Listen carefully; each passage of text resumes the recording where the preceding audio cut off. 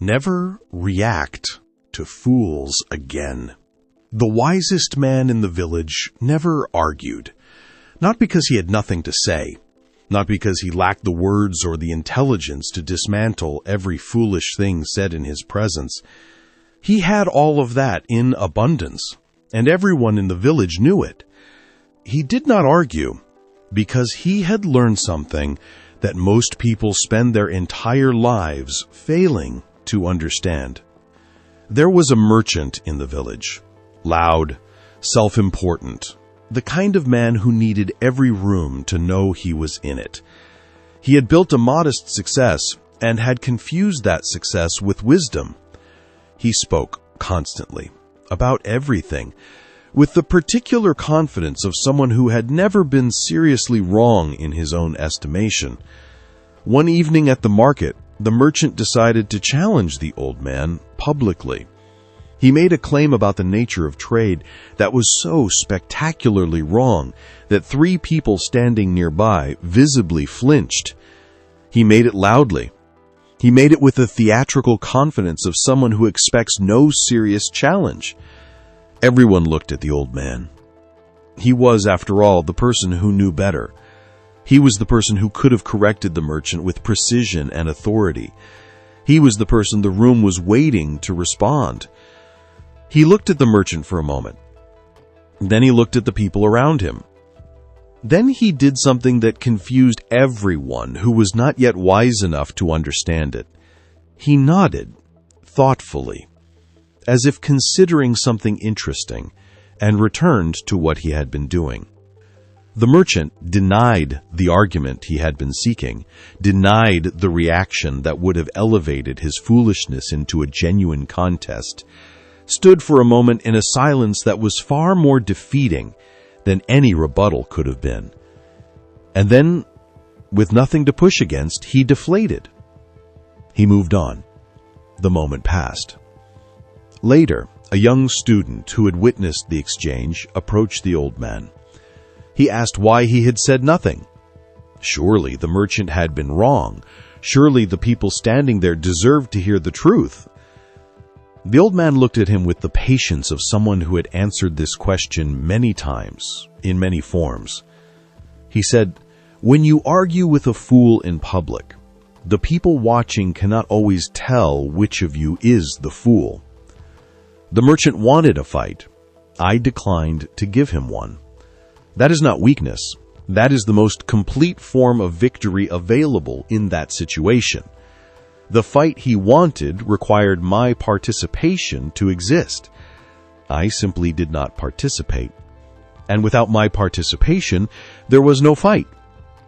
There was only a man saying something wrong, which happens constantly and requires no response from me." The student stood with this for a long time. Then he asked, "But how do you resist? How do you feel the pull of the response and still choose silence?" The old man smiled. "That," he said, "is the practice. That is what we are here to build. This is what we are building today. Completely, without shortcuts. This is Stoic Ascension." Subscribe to this channel right now and turn on your notifications because every video here goes exactly to this depth. The philosophy, the practice, and the complete interior transformation that comes from taking these ideas seriously enough to actually live by them.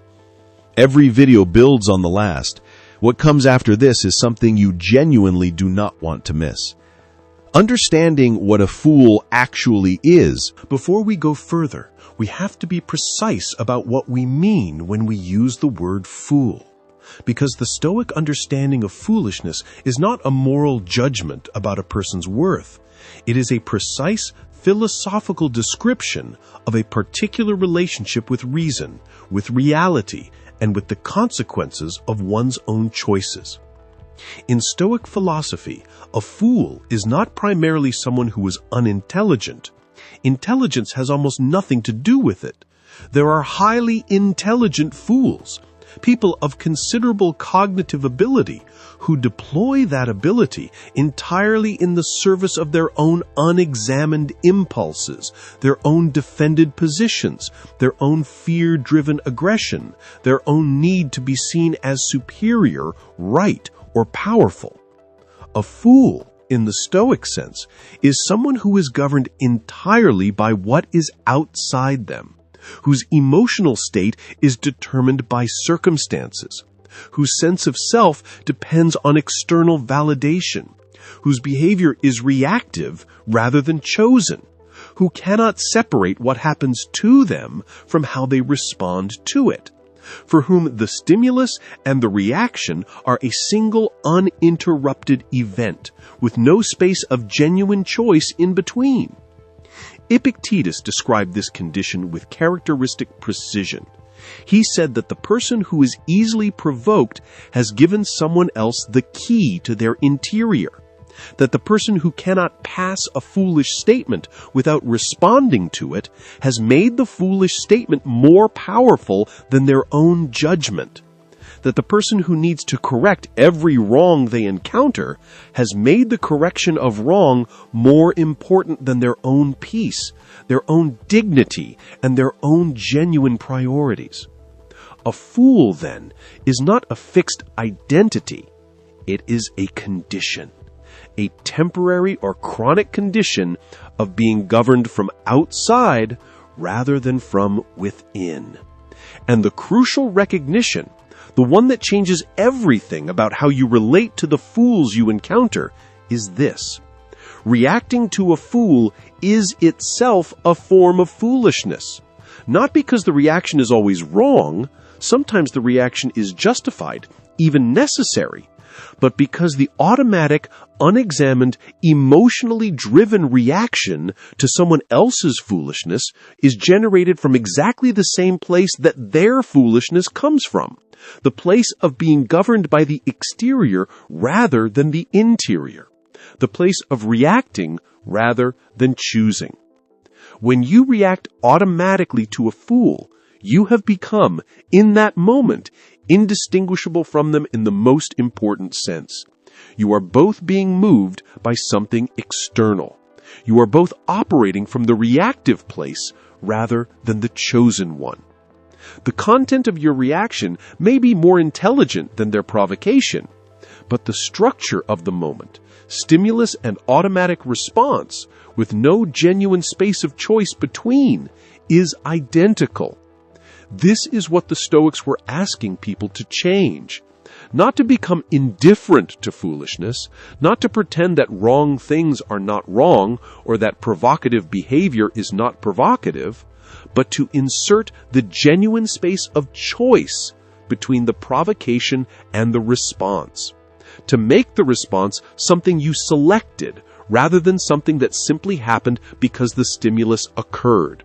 Non-reaction denies the significance being sought, not cruelly, not with visible contempt, simply by being, genuinely and visibly, a person whose priorities are elsewhere, by having the quality of someone who has more important things to do than be moved by this particular statement from this particular person.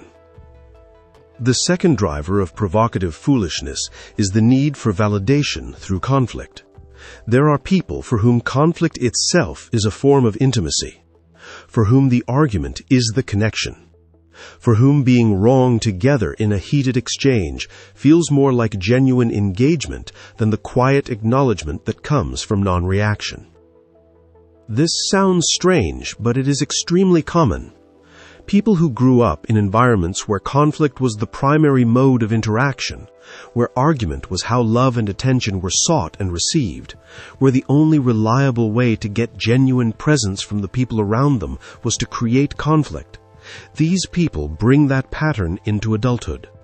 They provoke because provocation is what reliably produces the engagement they have learned to interpret as presence. Understanding this does not require you to provide the conflict they seek, but it does allow you to replace moral judgment of their behavior with something closer to compassionate clarity. They are not evil. They are operating from a deeply embedded pattern that they likely cannot see clearly. The pattern is not your responsibility to fix, but the recognition of it makes non-reaction feel considerably less like indifference and considerably more like wisdom. The third driver is simple testing. In every social environment, every workplace, every family, every community, there are people who test, who push against boundaries to see which ones are real and which ones are performance, who provoke to discover what you are actually made of underneath the presentation, who say outrageous things, not primarily because they believe them, but because they want to see what your reaction reveals about your genuine inner self. The non-reactive response to this kind of testing is the most informative response possible, not because it reveals nothing, but because it reveals exactly the right thing. It reveals a person who is not governed from outside, whose stability does not depend on the room's behavior, who does not need to defend every position or correct every wrong in order to maintain their sense of self. This is the answer to the test, and it is the right answer. What happens inside you when a fool provokes you, and how to interrupt it? The process that produces a reactive response to foolish provocation is not mysterious. Once you understand it clearly, you can work with it rather than being helplessly governed by it. Something is said or done that your mind interprets as a threat, not necessarily a physical threat. A threat to your dignity, your position, your sense of being right, your image in front of others, your intelligence, your values, your identity. The threat is perceived, often in a fraction of a second, below the level of conscious thought, and the threat response system activates. Your body responds before your mind has had time to fully engage. Stress hormones release, heart rate increases, attention narrows onto the threat. The part of your mind responsible for social threat response, which is ancient, which evolved long before the kind of verbal provocation we are discussing existed as a primary form of danger, is now running the show. And from this state, in this physiological condition, a response is generated. Not chosen, generated. Produced by the threat response system rather than by the deliberate, values-aligned, consequence-aware part of your mind that you would actually want making decisions. This is the reaction. And it happens fast. Faster often than the conscious mind can intervene. The Stoic practice is not to prevent this process from beginning. The first physiological response to perceived threat is not within conscious control. The Stoics were honest about this. They did not claim to be robots who felt no response to provocation. What they built was the capacity to interrupt the process after the first automatic response and before the behavior that the first automatic response would generate if left unchecked. Between the activation of the threat response and the expression of the reaction, there is a space. A brief, sometimes very brief window in which the conscious mind can re-enter, in which the deliberate, values-aligned, consequence-aware self can ask the question that changes everything. Is this worth my reaction? Not, was this wrong? It may have been. Not, am I justified in responding? I may be. But, is reacting to this actually in my genuine interest? Will the response I am about to give serve anything I actually care about? Or will it simply satisfy the reactive part of me that wants to be satisfied right now at the cost of the things that matter more? This question, asked genuinely in the window between activation and expression, produces the pause that produces everything else. It creates the space in which the non-reaction becomes possible, not as suppression, but as genuine choice. And this is the crucial distinction. Suppression, forcing the reaction down while it continues to build internally, is not the practice.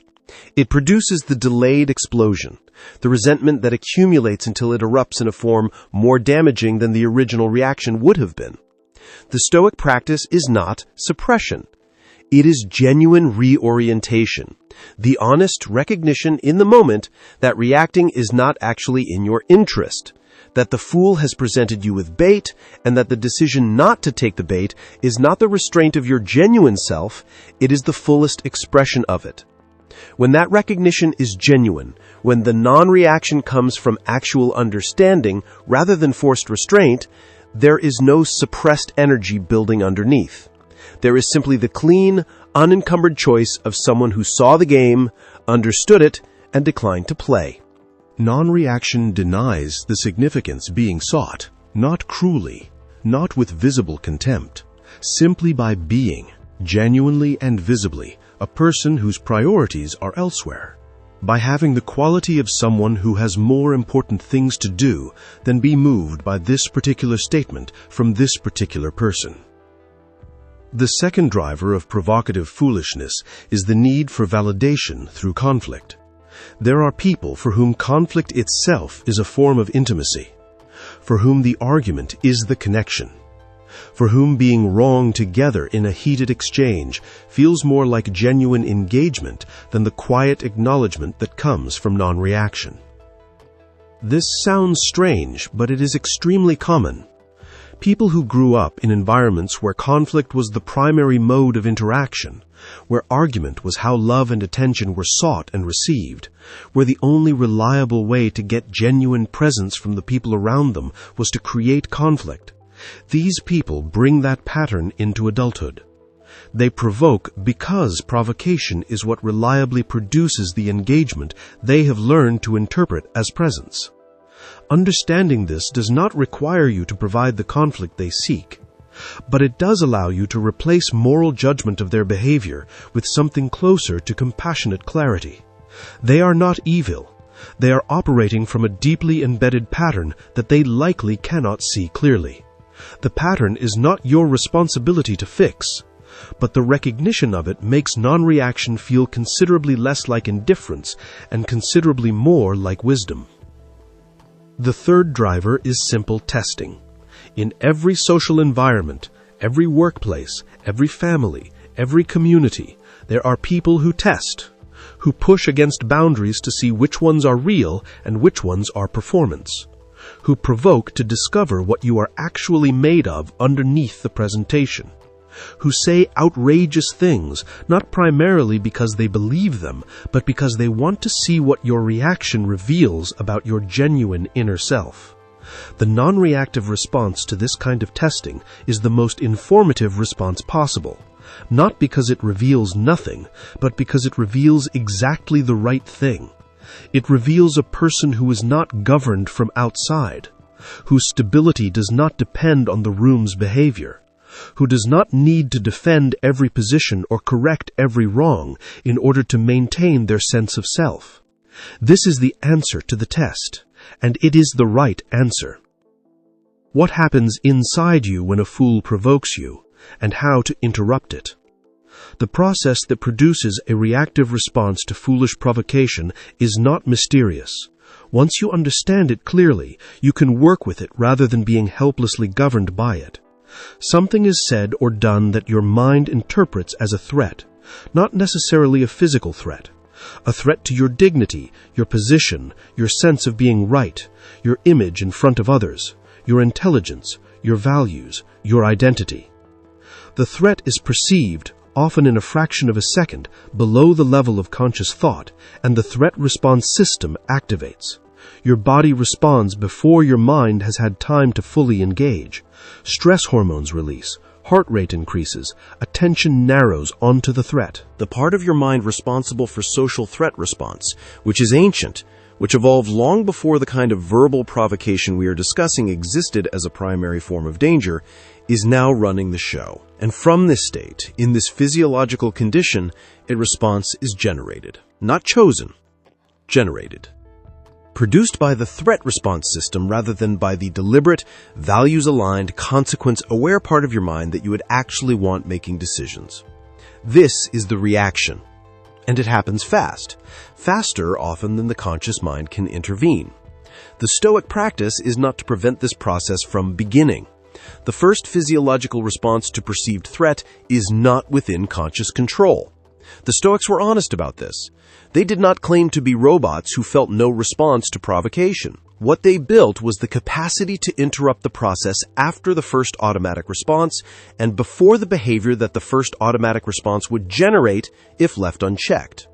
Between the activation of the threat response and the expression of the reaction, there is a space. A brief, sometimes very brief window in which the conscious mind can re-enter. in which the deliberate, values-aligned, consequence-aware self can ask the question that changes everything. Is this worth my reaction? Not, was this wrong? It may have been. Not, am I justified in responding? I may be. But, is reacting to this actually in my genuine interest? Will the response I am about to give serve anything I actually care about? Or will it simply satisfy the reactive part of me that wants to be satisfied right now at the cost of the things that matter more? This question, asked genuinely in the window between activation and expression, produces the pause that produces everything else. It creates the space in which the non-reaction becomes possible, not as suppression, but as genuine choice. And this is the crucial distinction. Suppression, forcing the reaction down while it continues to build internally, is not the practice. It produces the delayed explosion, the resentment that accumulates until it erupts in a form more damaging than the original reaction would have been. The Stoic practice is not suppression. It is genuine reorientation, the honest recognition in the moment that reacting is not actually in your interest, that the fool has presented you with bait, and that the decision not to take the bait is not the restraint of your genuine self, it is the fullest expression of it. When that recognition is genuine, when the non-reaction comes from actual understanding rather than forced restraint, there is no suppressed energy building underneath. There is simply the clean, unencumbered choice of someone who saw the game, understood it, and declined to play. The specific situations where this practice is hardest, and how to apply it in each. The Stoics were not theorists who stayed in comfortable philosophical abstraction. They were practitioners who understood that the real test of philosophy is in the specific, difficult, real-world moments where it is genuinely hard to apply. Here are the specific situations where non-reaction to foolishness is hardest, and the specific Stoic practice for each. When you are publicly wrong about something and a fool uses it against you. This is perhaps the hardest situation of all, because the provocation arrives at the place where defensiveness has the most legitimate seeming justification. You made an error. They are exploiting it. The temptation to defend yourself, to explain, to contextualize, to manage the damage to your reputation is enormous. The Stoic practice here is the complete opposite of what the defensiveness wants to do. It is the calm, clear, undefended acknowledgement of the error without elaboration, without excuse, and without the kind of anxious over-explanation that converts a small mistake into evidence of a character flaw. I was wrong about that. Thank you for the correction. 5 words. No drama, no defensiveness, no invitation to escalate. This response, delivered with genuine equanimity rather than performed humility, removes almost all of the power from the provocation. Because the provocation was designed to exploit defensiveness, and you have declined to be defensive. The weapon has no target, and the person who expected a wound to leverage discovers that you have treated them as a correction rather than an attack, which is simultaneously honest, accurate, and deeply disorienting to someone who came to the exchange looking for a fight. When someone challenges something you genuinely care about, the ideas, the values, the beliefs that matter most to you are also the places where foolish provocation finds its most reliable purchase, because they matter. And because they matter, the instinct to defend them is powerful and feels righteous. The Stoic practice here requires a distinction that is subtle but critical. The distinction between what is true and what you need to be believed. If something is genuinely true, it does not require your defense. Truth is self-sufficient. It will be evident to the people capable of seeing it, regardless of whether you argue for it in this moment against this particular fool. And the people incapable of seeing it will not be made capable by your argument, particularly your reactive, emotionally driven, defensive argument, which will be read by any sufficiently detached observer, not as evidence of the truth of your position, but as evidence of your emotional investment in it. The most powerful defense of a genuinely true position is the calm, lived demonstration of it. Not the argument, not the debate. The quiet, consistent daily expression of the truth you hold in the way you actually live. A fool who attacks your values is not attacking the values. They are attacking your attachment to them. And the person whose values are so genuinely their own, so integrated, so lived, so simply who they are, that they require no defense from a fool's challenge, is the most convincing possible testimony that those values are genuinely held. When you are in a position of authority and someone beneath you is openly disrespectful. This situation is common and difficult because it involves the additional dimension of what non-reaction might communicate to others who are watching. There is a legitimate concern that silence in the face of disrespect from someone beneath your position will be read as weakness, as inability to maintain authority, as permission for the disrespect to continue and escalate. The Stoic practice here is precise. Non-reaction does not mean no response. It means no reactive response. The calm, clear, measured assertion of a boundary, delivered without anger, without the elevated emotional charge that makes the assertion feel like a loss of control rather than an exercise of it, is not a reaction. It is a chosen response. And the distinction, though subtle, is visible and important. You do not permit disrespect by failing to explode at it. You permit it by failing to address it. The Stoic response to open disrespect in a position of authority is the clear, quiet, emotionally controlled statement of the standard, not the performance of outrage, not the demonstration of how much the disrespect affected you. The demonstration of someone who is clear about what is acceptable, comfortable enough in their own authority to state it without drama, and genuinely unconcerned with whether the statement impresses anyone.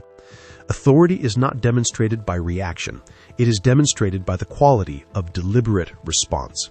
And deliberate response, in the presence of foolish provocation, is one of the clearest possible demonstrations of genuine authority. When the fool is someone you love, this is the hardest situation of all, because the person who can most reliably bypass your training is not the stranger, not the rival, not the public provocateur.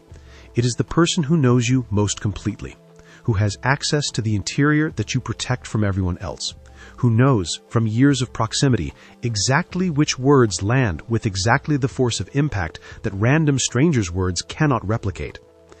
The Stoic practice here does not look different in its principles, but is enormously more demanding in its application. The pause. The genuine question about whether reaction serves anything you actually care about. The recognition that this person, whatever they have said in this moment, is more than this moment. That the relationship is more than this exchange. That the reactive response you would express from your worst place will outlast the moment in ways that matter. And the additional practice that applies specifically to people you love, the recognition that their foolishness in this moment may be, and probably is, carrying something they have not named. Pain expressing itself as provocation. Fear expressing itself as aggression. Need expressing itself as demand. The words that are landing as attacks may be carrying something entirely different than what the words appear to say. Non-reaction in this context is not the absence of engagement. It is the creation of the space in which genuine engagement becomes possible. The pause that says, I am not going to be moved by the surface of what you just said. I am interested in what is actually here. I am available for the real conversation, if you want to have it. The intelligence of strategic silence. There is a dimension of non-reaction that goes beyond emotional regulation and enters the territory of genuine strategic intelligence. And understanding this dimension changes the relationship with silence entirely. In any environment where foolish provocation is common, and most environments where power, competition, or significant stakes are present have this quality, the person who reacts least has an enormous observational advantage over the person who reacts most. When you are reacting, you are revealing your defensive places, your emotional triggers, your need for validation, your areas of genuine insecurity. All of these are visible in your reaction to the people who know how to read them. And the person who provoked you is watching the reaction very carefully, gathering information that they will use in subsequent interactions. When you are not reacting, You are observing. While everyone else in the room is managing their reactions to the fool's provocation, you have the attention available to watch what is actually happening, to see who responds how, to observe the fool's own patterns, the specific buttons they press, the specific reactions they are seeking, the specific need that the provocation is designed to meet. This information is genuinely valuable. It tells you things about the environment and the people in it that reactive engagement would prevent you from seeing. This is one of the most consistently overlooked advantages of the non-reactive stance. It is not only the protection of your peace and the preservation of your dignity, it is the accumulation of genuine intelligence about the dynamics around you, intelligence that reactive people are too busy generating noise to gather. Marcus Aurelius observed consistently more about the people around him than they realized he was observing, not through surveillance or strategic manipulation, through the simple fact that he was less busy reacting than the people around him. His relative stillness made him a better observer, and better observation produced better understanding, and better understanding produced better decisions. This is available to you in every environment where foolish provocation is a regular feature. The choice not to react is also the choice to watch, to understand, to build the picture that reactive engagement consistently prevents you from seeing clearly. What non-reaction communicates, the silent statement, when you consistently choose not to react to foolish provocation, you are making a statement, a clear, unmistakable, very loud statement, just not with words. You are communicating that you have somewhere more important to be than inside this argument. You are communicating that your priorities are larger than the correction of this particular foolishness. You are communicating that you see the game being played and have assessed it as not worth your participation. You are communicating that your sense of self does not require external validation from this room, this person, or this exchange. You are communicating that you are the kind of person who chooses their battles, which implies, without statement, that you have the judgment to distinguish battles worth choosing from those that are not. All of this communication happens without a single word, without a single argument, without the expenditure of any of the resources that reactive engagement would cost. And here's the extraordinary thing about this silent statement. It is far more persuasive, far more impressive, and far more genuinely powerful than anything you could say in its place. Because you cannot argue someone into believing that you are above their provocation. Any argument you make to that effect proves the opposite, proves that you are not above it, that it reached you, that you needed to establish the thing you claim, the very fact of your needing to establish undermines. But you can simply be above it. And being, genuinely being, not performing, is the most convincing testimony available. The person who stays still when provoked, who continues to function clearly and calmly in the presence of foolishness, who demonstrates through the quality of their response, which is the quality of their non-response, that they are operating from a level the provocation cannot reach, communicates something about themselves that argument never could. They communicate genuine interior stability, genuine confidence, the genuine authority of someone who is not dependent on anyone else's behavior for the maintenance of their own condition. This is why the Stoics placed such emphasis on non-reaction, not because they were trying to be difficult or withholding, but because they understood that genuine authority is demonstrated not by what you say, but by what you decline to be moved by, and that the person who cannot be moved by foolish provocation has achieved something that the person who reacts to everything has not. Building the practice from understanding to embodiment. Everything covered so far is understanding, and understanding, while necessary, is not sufficient. The person who understands this philosophy and has not practiced it is still going to react to the next fool who provokes them, because understanding does not override the threat-response system. Only practice does. The practice of non-reaction is built through repetition, through the accumulation of moments where you chose the pause over the reaction, where you asked the question, Is this worth my reaction? And allowed the honest answer to govern the response rather than the impulse. It begins in low-stakes situations. The mildly irritating comment from a colleague, the small provocation in a casual conversation, the minor foolishness in an online exchange. These situations, precisely because their stakes are low, are the ideal training ground because the cost of getting it wrong is minimal. And the practice of getting it right, of choosing the pause, asking the question, making the genuine choice, builds the capacity for the high-stakes moments where the same practice is required, but the pressure is considerably greater. Marcus Aurelius used his private journals as practice. He would encounter provocations throughout his day, enormous ones given the position he occupied, and he would process them on the page rather than in the room. He would examine the provocation, understand its origin, assess its actual significance, and arrive at a response that was genuinely chosen rather than reactive. Often, by the time he had finished writing, the reactive impulse had dissipated entirely, and what remained was a considered judgment about whether and how to respond. This practice is available to anyone. The journal, the quiet walk, the deliberate pause before sending the message, the willingness to sleep on the response before giving it. These are all forms of the same practice, the creation of space between the provocation and the expression. Space in which the reactive impulse can be examined and, if it does not serve your genuine interests, allowed to dissolve.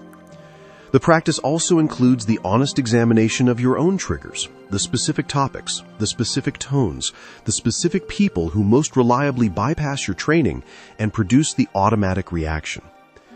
Understanding your own pattern of reactivity is not weakness, it is intelligence.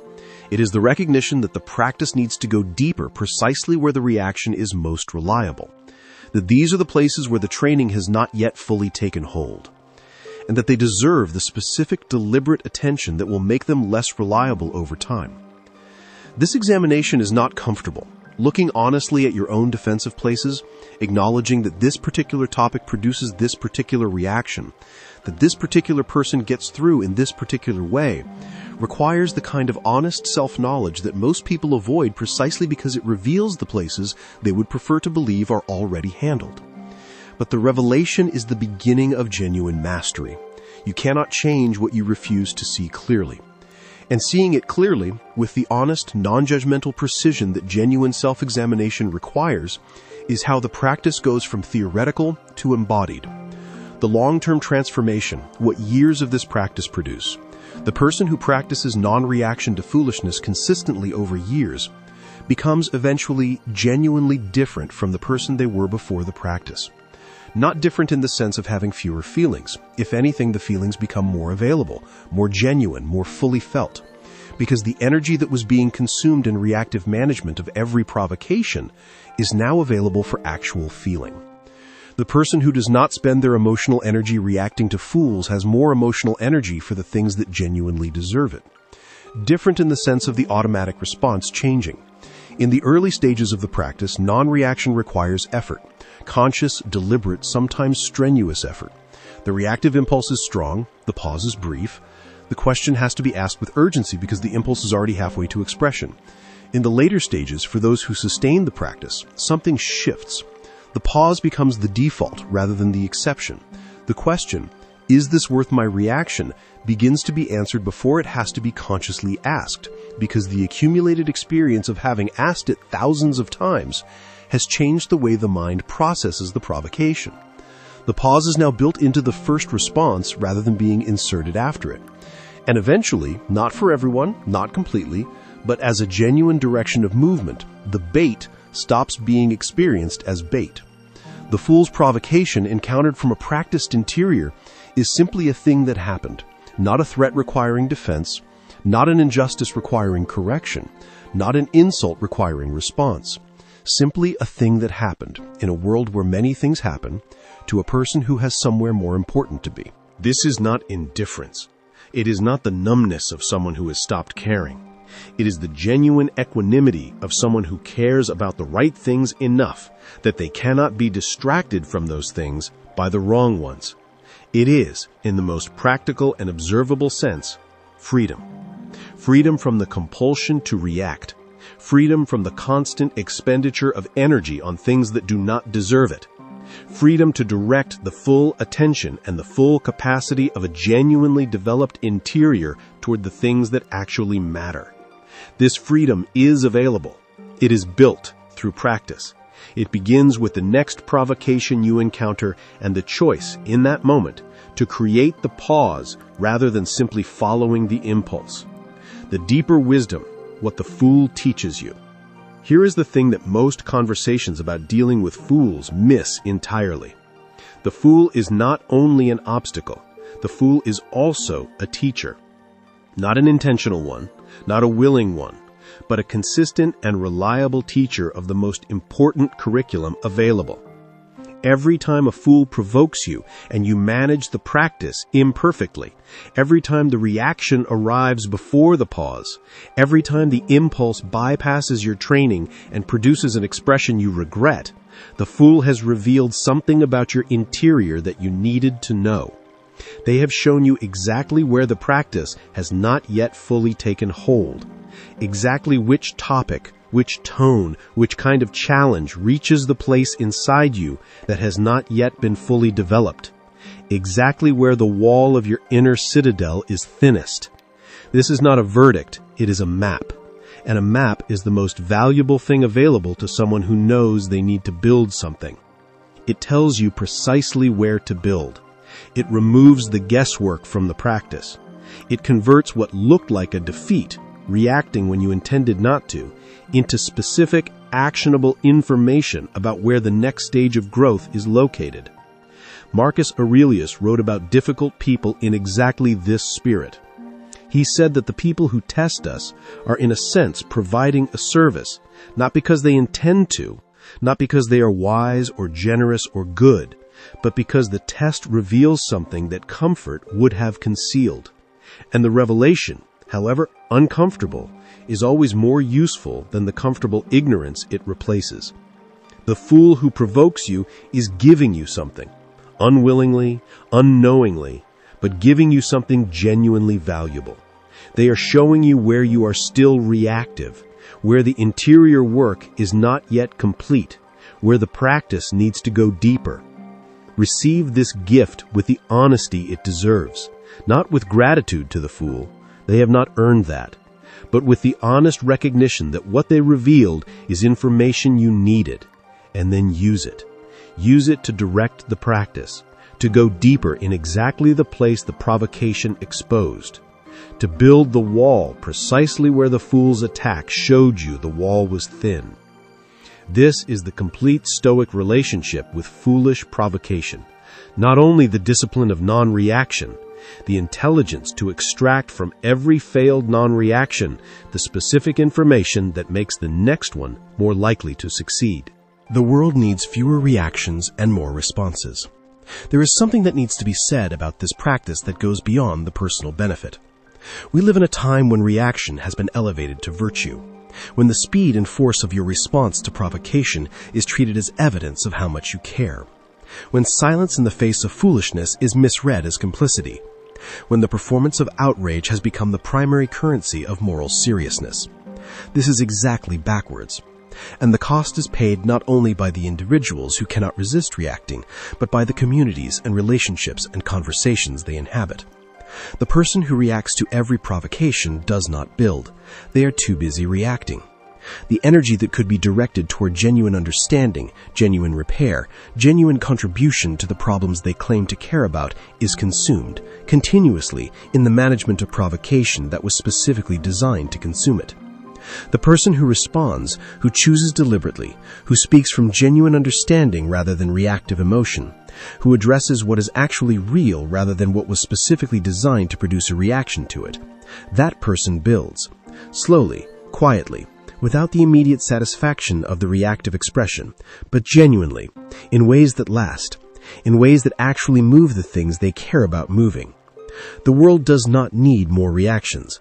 It has an infinite supply of those. It needs more responses, more of the deliberate, considered, genuinely thoughtful engagement with what is actually real, rather than what was designed to provoke a reaction to it. Choosing not to react to fools is not only a gift to yourself, it is a contribution to every environment you inhabit. Because your non-reaction changes the environment. It removes the fuel from the fire. It models the alternative. It demonstrates in the most visible and convincing way possible that the provocation does not have to produce the reaction, that the sequence is not inevitable, that there is a choice. And every person who witnesses that choice, who sees someone decline to take the bait, who watches someone stay still when the room expected them to move, has been shown something they may not have known was possible. The possibility of genuine freedom from the tyranny of provocation. The possibility of a different relationship with foolishness than the one they have been practicing. The possibility of becoming someone who cannot be moved by the things designed to move them. This possibility, demonstrated rather than argued, is one of the most genuinely valuable things you can offer any environment you inhabit. Subscribe to Stoic Ascension right now. Turn on your notifications. Every single video on this channel is built for exactly this depth. The complete, philosophically grounded, honestly examined work of becoming the kind of person who moves through the world with genuine interior freedom. What comes after this builds directly on everything you just heard. Every video goes deeper. Every video takes the philosophy further into the practice of real life. The fools are not going anywhere, but you are going somewhere they cannot follow. Begin the practice. Build the pause. Take back the reaction they were never entitled to receive. Be mentally tough. They gave him 48 hours to live, not as a prognosis, as a sentence. The doctor who delivered it was not unkind, simply honest in the way that people who have delivered this kind of news many times eventually become, direct, without the softening that would have been less useful than the clarity. The tumor was inoperable. The progression was too advanced. The most they could do was manage the pain, make the remaining time as comfortable as possible, and begin the conversations that needed to happen when someone had 48 hours. His name was Thomas. He was 39 years old. He had a wife, 2 daughters aged 7 and 11, and a woodworking business he had built over 15 years with his hands. He had spent the previous 6 months believing the headaches were from stress, the fatigue from overwork, the weight loss from finally taking his health seriously. He had been wrong about all of it. He sat in the hospital room after the doctor left. His wife was with him, holding his hand, already crying the way people cry when they are trying not to let you see them cry. His daughters were at school. They did not know yet. He sat very still for a long time. Then he did something that the nurses who witnessed it would talk about for years afterward, something so unexpected and so completely genuine that it altered every person who saw it happen. He straightened up, not dramatically, not performatively, with the quiet, deliberate straightening of a person who has just made a decision, who has just, in the space between one breath and the next, chosen something. He turned to his wife and said, with a steadiness in his voice that she later described as the most remarkable thing she had ever heard from another human being, "I have 48 hours. I need to know exactly what I want to do with them, and I need to stop spending any of them on fear." He did not survive. 48 hours later, the prognosis proved accurate. But in those 48 hours, he finished a small wooden box he had been making for his older daughter. He wrote each of his girls a letter. He told his wife everything he had never found the ordinary time to say. He called the 3 friends he had been meaning to call for months. He ate his favorite meal. He sat outside in the evening and watched the light change in a way he said he had never really watched before.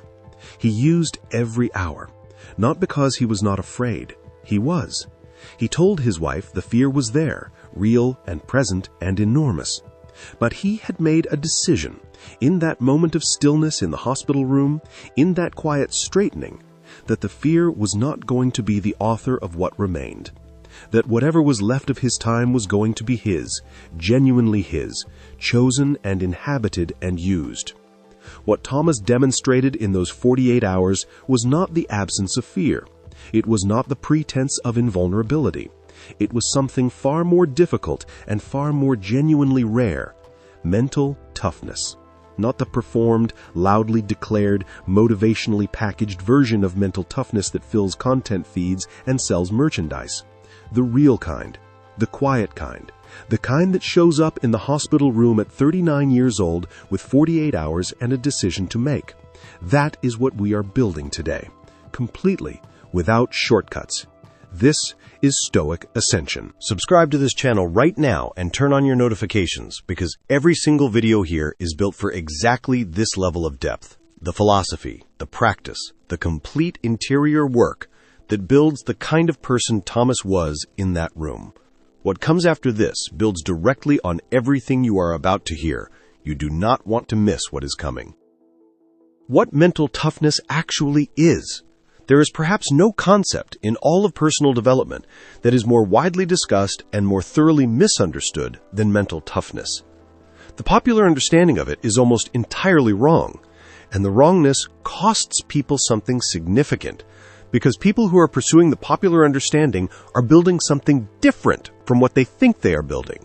And when the real test arrives, the one that cannot be prepared for with motivational content and declarations of resilience, they discover that the structure they built does not hold the weight they needed to hold. Mental toughness, in the popular understanding, is the capacity to endure without feeling, to push through pain without acknowledging it, to present a face of invulnerability to the world and to oneself, to never break, never bend, never show the places where the difficulty is genuinely reaching. This is not mental toughness. This is suppression. And suppression has a structural limit that real difficulty will eventually find. The person who has built suppression instead of genuine toughness will hold, and then when the difficulty reaches a weight that exceeds the suppression's capacity, will not bend, will break.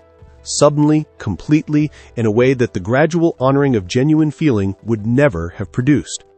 The Stoics built something different, something that the modern understanding of toughness could not have designed, because the modern understanding starts from the wrong premise. They started from the premise that difficulty is inevitable. Not some difficulty, a manageable amount of difficulty that can be prevented with sufficient preparation and sufficient toughness. All difficulty, the full range, the minor daily friction and the devastating loss, the small setbacks and the 48-hour hospital sentences, all of it is coming, not as a possibility, as a certainty. From this premise, the goal cannot be to build a self tough enough to prevent difficulty from landing. It will land. Always. The goal is to build a self that is large enough to hold the landing without being collapsed by it, that can receive the full force of genuine difficulty without either suppressing it, which merely delays the reckoning, or being destroyed by it, which is what happens when no genuine interior architecture has been built. Mental toughness, in the Stoic sense, is the capacity to feel everything fully while remaining functional, to be genuinely affected while remaining genuinely yourself, to experience the complete interior reality of what difficulty produces, the fear, the grief, the anger, the confusion, the genuine suffering, without allowing any of those experiences to take over the authorship of your choices. Thomas was afraid. His fear was real and complete, and he did not pretend otherwise, but his fear did not decide how he spent his remaining hours. He did, from the most genuine and deliberate place inside himself. That is mental toughness, not the absence of fear. The refusal to let fear be the author. Why the Stoics understood mental toughness better than anyone. The Stoic philosophers were not armchair theorists developing ideas in comfortable isolation. They were practitioners living in circumstances that tested their philosophy constantly, directly, and sometimes with life or death consequence. Epictetus practiced Stoic philosophy as a slave, in conditions of genuine physical powerlessness, under the absolute authority of masters who had legal right over his body, his movement, his labor, and his life. The philosophy he developed was not developed in the absence of genuine difficulty. It was developed inside it, forged by it, made real by the specific, concrete daily demand of remaining mentally free in circumstances of complete external bondage. He did not theorize about toughness. He practiced it in the only space that was genuinely his, the interior space of his own judgment and response. And from that practice, under conditions that would have broken most people regardless of their philosophy, he produced one of the most psychologically sophisticated understandings of genuine mental resilience that has ever been put into words. Marcus Aurelius practiced Stoic philosophy as Emperor of Rome during a period that included major military campaigns, a devastating plague that killed millions of his people, political betrayal from within his own court, the death of multiple children, and the continuous weight of decisions that affected the lives of millions of people. He was not testing his philosophy in comfortable circumstances and finding it adequate. He was genuinely needing it, genuinely using it, genuinely discovering through lived experience which parts of it held under real pressure and which needed further development. Seneca practiced Stoic philosophy under the constant threat of death from a man, the Emperor Nero, who had the power to execute him and the unpredictability to exercise that power at any moment. He wrote his most important works in the shadow of genuine existential danger. And in those works, the philosophy is not abstract, it is urgent. It is the writing of a person who needed what he was writing to be true, because the alternative was a life lived in terror of what could arrive at any moment. These were not people building a theory of mental toughness. They were people who needed it, the way you need air, who discovered its specific dimensions through the specific demands of their specific lives, and who left behind the most precise and honest account of what genuine mental toughness actually requires that has ever been produced. The foundation of mental toughness, the relationship with what you cannot control. Everything in the Stoic understanding of mental toughness rests on a single foundational recognition, not as a slogan, not as a motivational statement, as a genuine, practiced daily orientation toward the structure of reality. The recognition is this: there is a line running through every moment of your life, and most of what disturbs you is on the wrong side of it. On one side of the line, your judgments, your intentions, your responses, the meanings you assign to events, the values you choose to honor, the quality of effort you bring to whatever you are doing. On the other side of the line, everything else. The outcome of your efforts, other people's behavior, your reputation as others perceive it, the economy, the weather, the body's vulnerability to illness, the passage of time. The 48-hour sentence delivered by an honest doctor. Mental toughness in the Stoic framework is not the capacity to dominate the wrong side of the line. It is not the ability to control outcomes through sufficient force of will. That is a fantasy that toughness culture sells and life consistently disproves. Mental toughness is the practiced, genuine daily ability to invest fully on the right side of the line and to release, without the internal warfare that most people wage, what lives on the wrong side. This sounds simpler than it is to actually practice, because almost everything we want, the specific relationship, the particular outcome, the recognition we have earned, the health we need, the future we have planned toward, almost all of it lives on the wrong side of the line. We cannot control whether we get it. We can only control the quality of our effort toward it and the integrity of our approach to it. And the person who has made their peace, genuine peace, with this reality, who has genuinely accepted that their domain of actual control is the interior, and who has invested in that interior with the seriousness it deserves, that person has something that no circumstance can remove. Not invulnerability. The circumstances will still be hard, the losses will still hurt, the 48-hour sentence will still be devastating.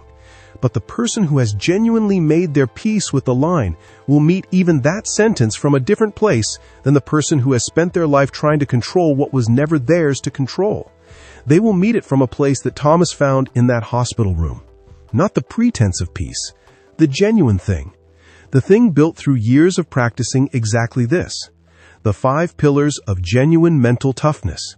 The Stoics did not describe mental toughness as a single quality.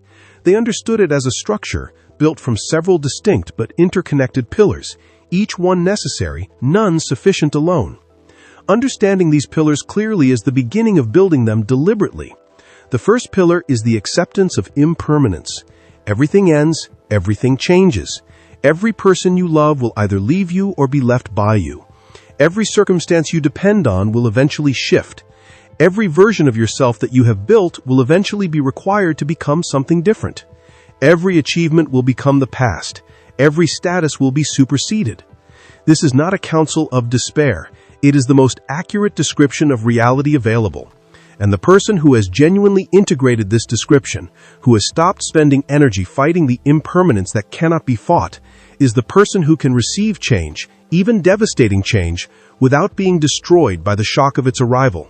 Thomas had not practiced negative visualization in any deliberate way, but he had, in the moment of his diagnosis, the capacity to accept reality with a clarity that most people take years of practice to develop.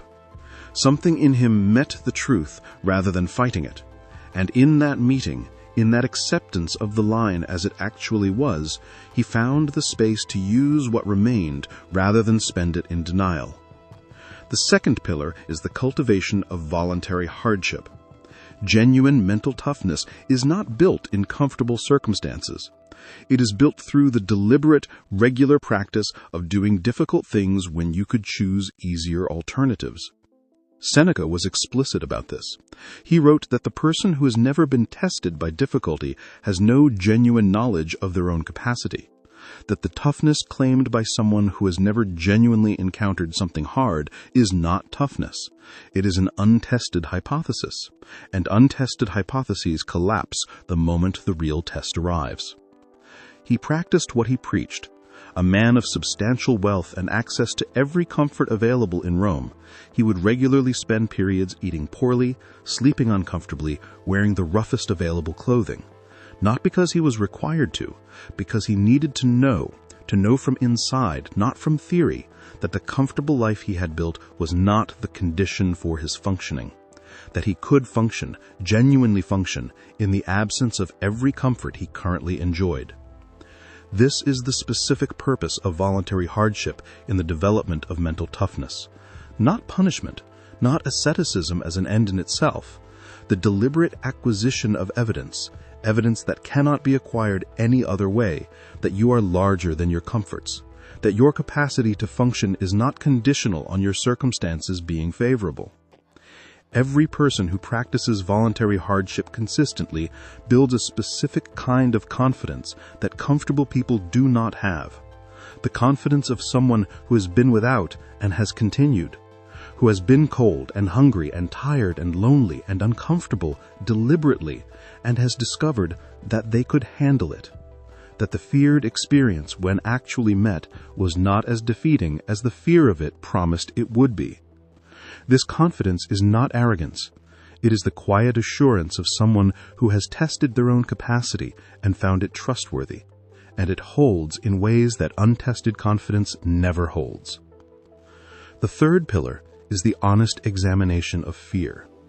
Fear is the primary enemy of mental toughness. Not because feeling fear is weakness. Fear is a completely natural, physiologically hardwired response to perceived threat.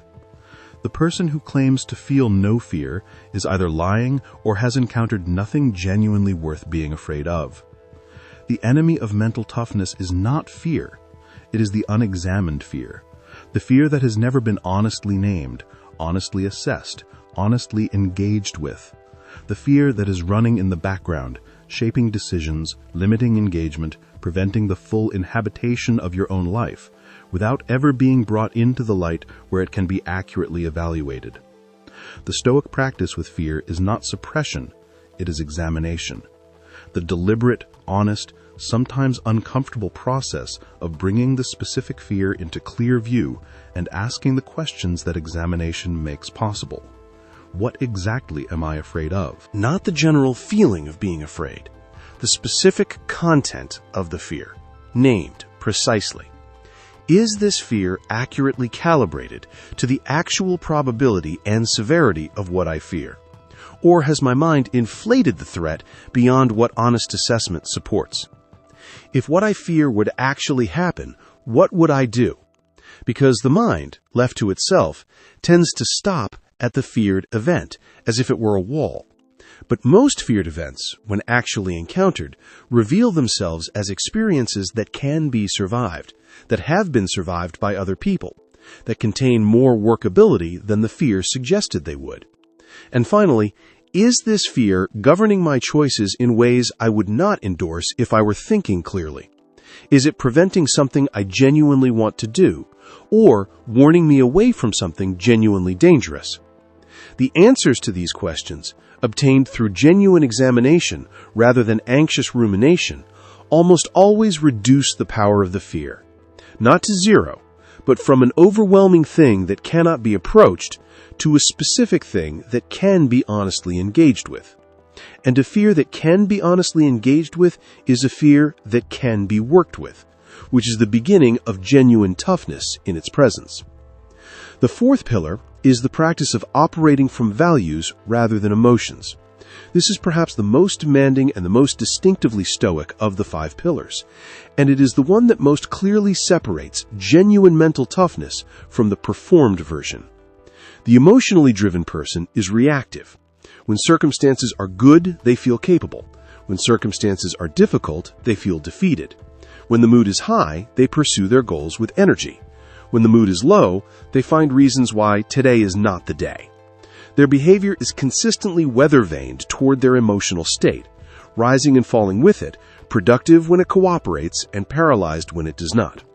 This is not weakness of character. It is the condition of someone who has not yet built the alternative. The alternative being a relationship with behavior that is governed primarily not by how you feel, but by what you have decided you stand for. The values-driven person operates from a different foundation, not from the question, do I feel like doing this, but from the question, is this aligned with who I am and what I am committed to? And when the answer to the second question is yes, when the action is genuinely aligned with genuinely held values, the answer to the first question becomes largely irrelevant. Marcus Aurelius did not always feel like leading. He did not always feel like making the decisions that his position required. He wrote honestly in his journals about days when the demands felt too heavy, when the energy felt insufficient, when the gap between what was required and what felt available was genuine and discouraging. And then he went and led, because leading was what the values required, not because the feeling cooperated. This is mental toughness at its most practical, the trained capacity to act from your values when your emotions are suggesting something different. Not by suppressing the emotions, they are real and they deserve acknowledgement, but by giving the values priority over the emotions in the governance of behavior. By understanding that feelings are information, not commands, that they deserve to be heard, not obeyed. The fifth pillar is the continuous practice of beginning again. This is the pillar that most discussions of mental toughness omit, and its omission produces a version of toughness that is both unrealistic and ultimately cruel to the people trying to build it. You will fail at mental toughness. Regularly. The emotional state will govern the behavior when you intended the values to. The fear will prevent the action when you intended examination to reveal it as manageable. The difficulty will reach further than you expected and find places that the practice has not yet fully developed. This is not evidence that you lack genuine toughness. This is the evidence that you are genuinely building something, rather than simply performing it. Genuine building always includes imperfect stages, always includes the moments where what was intended is not what occurred. Mental toughness does not require perfection. It requires the specific and demanding discipline of beginning again, of treating every failure of the practice not as a verdict on the project, but as information about where the project needs more deliberate attention. Thomas's 48 hours were not perfect. His wife said later that there were moments when he cried in a way that seemed like it might not stop. Moments when the fear reached everything. Moments when the straightening gave way to the very human reality of what was actually happening. But he began again after those moments. He returned to the decision he had made, not because the grief stopped, but because the decision he had made was not contingent on the grief stopping. The decision was to use what remained. And when the grief passed, as grief always eventually passes, even in 48 hours, he was using what remained. This is genuine mental toughness. Not the absence of the moments where the practice fails, the reliable return to it when they pass. The role of discomfort in building toughness. There is a specific relationship between discomfort and mental toughness that needs to be examined carefully, because the popular understanding of this relationship, while containing truth, misses something important that the Stoics understood with precision. The popular understanding is discomfort builds toughness. Therefore, seek discomfort. Therefore, more discomfort equals more toughness. This is true in a limited sense and misleading in a larger one. The Stoics understood that discomfort, engaged with honestly and deliberately, builds toughness.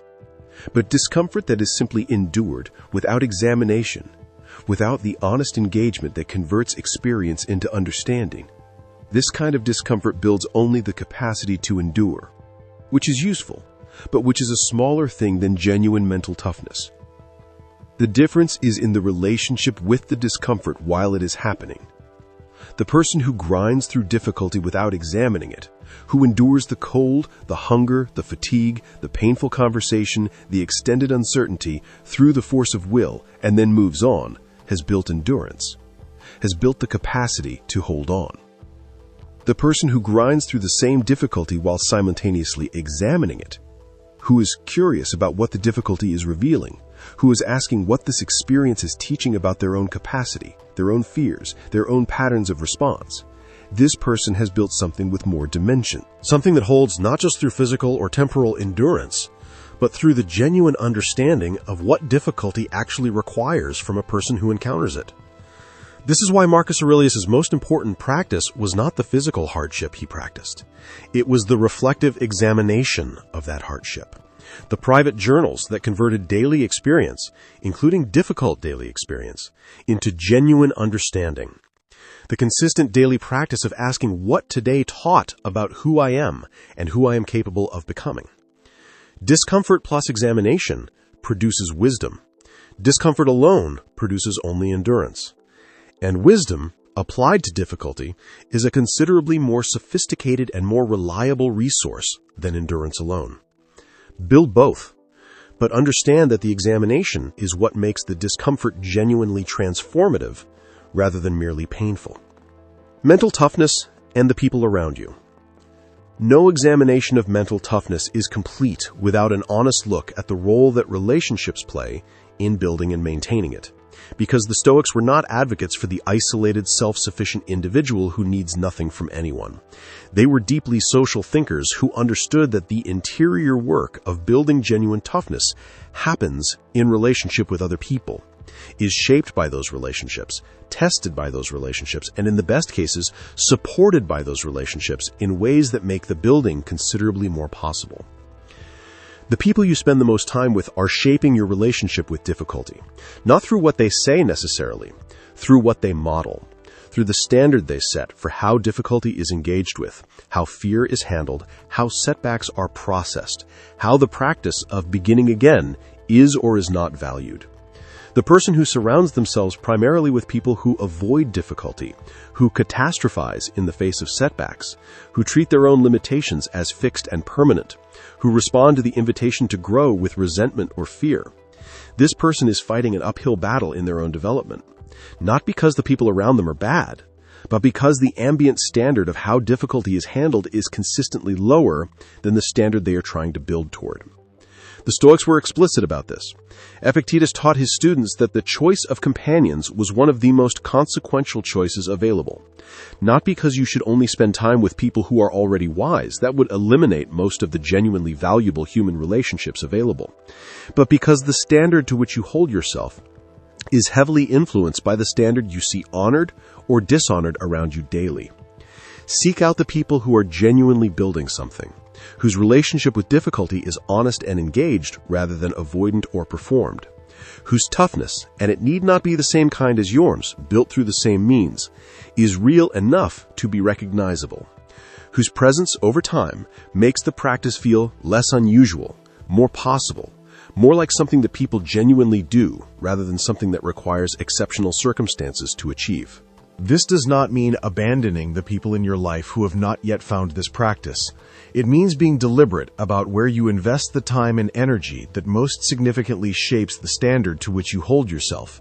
And it means being honest about the relationships that are consistently draining rather than building, that are rewarding the performance of limitation rather than the genuine development of capacity, that are, however unintentionally, making the practice of mental toughness harder rather than easier, You deserve to be surrounded by people who make the best version of you feel more possible rather than less. This is not selfish. It is the recognition that the environment you inhabit shapes you in ways that the strongest individual cannot fully overcome, and that building genuine mental toughness requires, in part, building the environment in which genuine mental toughness can be built. The daily practice of mental toughness. Mental toughness is not built through occasional dramatic acts of endurance. It is built through the accumulation of small daily choices that individually seem insignificant and that collectively constitute the most important investment a person can make in their own interior development. Every morning before the world begins its demands, there is a window, brief, sometimes very brief, but real. A few minutes that belong entirely to the deliberate direction of your own interior before the exterior takes over. Use this window to remind yourself of what you stand for, not in an abstract way, specifically. Today, in the circumstances that today will actually bring, what does your commitment to your own values require?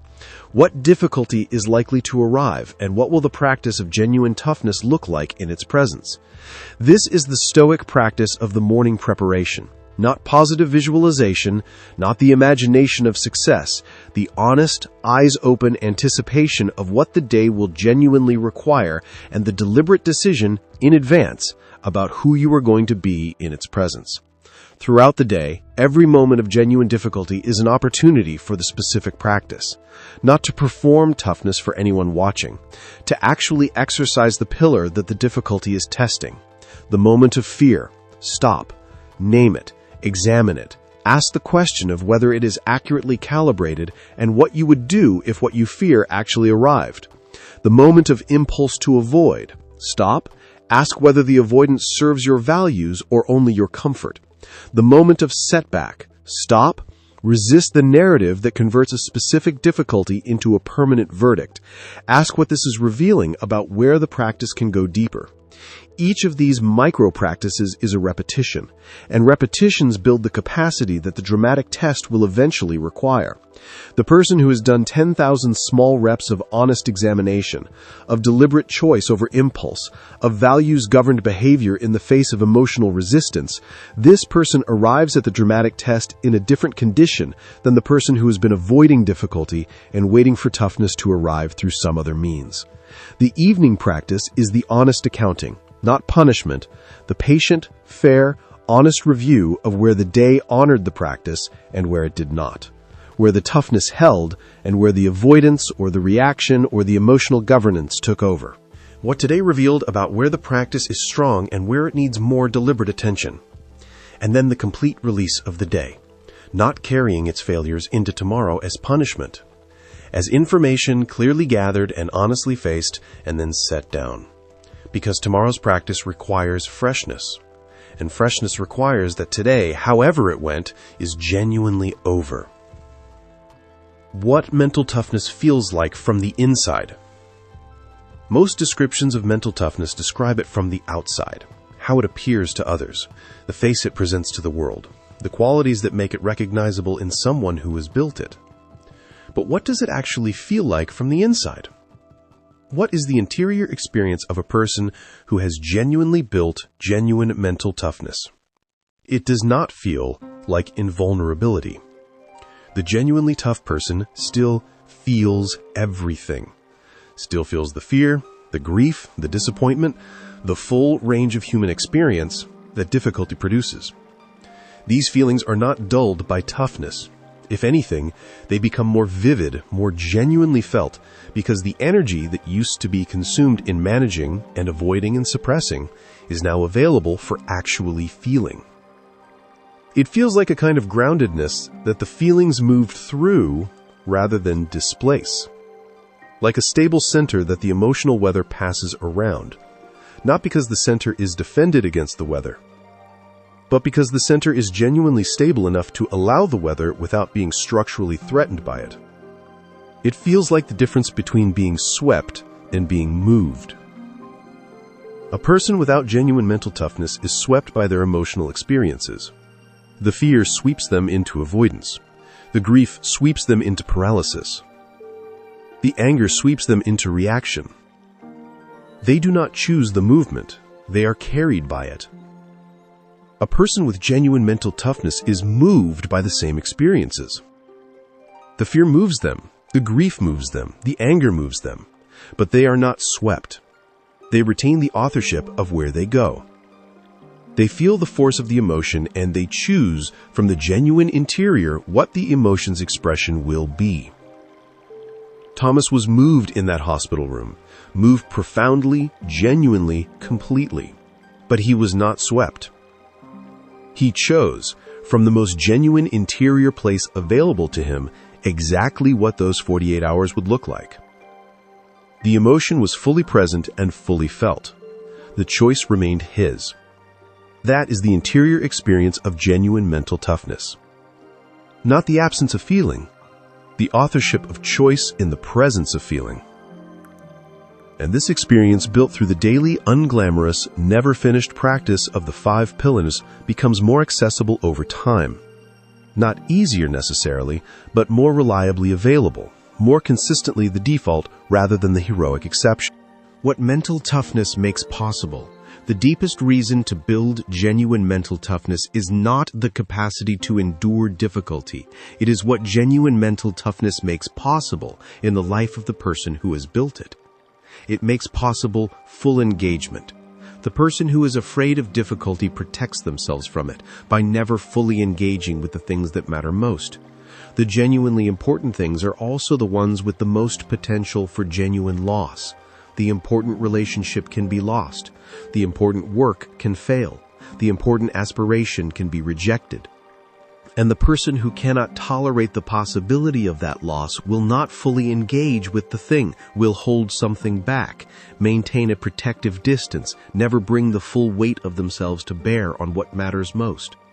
The mentally tough person can engage fully, can love the relationship without holding anything back, can invest in the work without the protective hedge of not trying completely, can pursue the aspiration with genuine wholeness. Because they have built the genuine knowledge that whatever the outcome, they will be able to handle it. Not easily, not without genuine difficulty, but genuinely, as Thomas handled it. It makes possible genuine leadership. Every environment, every family, every team, every community needs people who can hold steady when the circumstances are not holding steady, who can think clearly when panic is available as the easier option, who can make decisions under pressure that are genuinely informed by values rather than primarily by the fear of getting it wrong, who can tell the truth in situations where the truth is difficult because they have built the genuine toughness that the difficulty of truth-telling requires. The person with genuine mental toughness becomes this person, not perfectly, not without moments of their own fear and their own avoidance, but consistently enough, reliably enough, that the people around them notice the difference and orient toward it in the hard moments.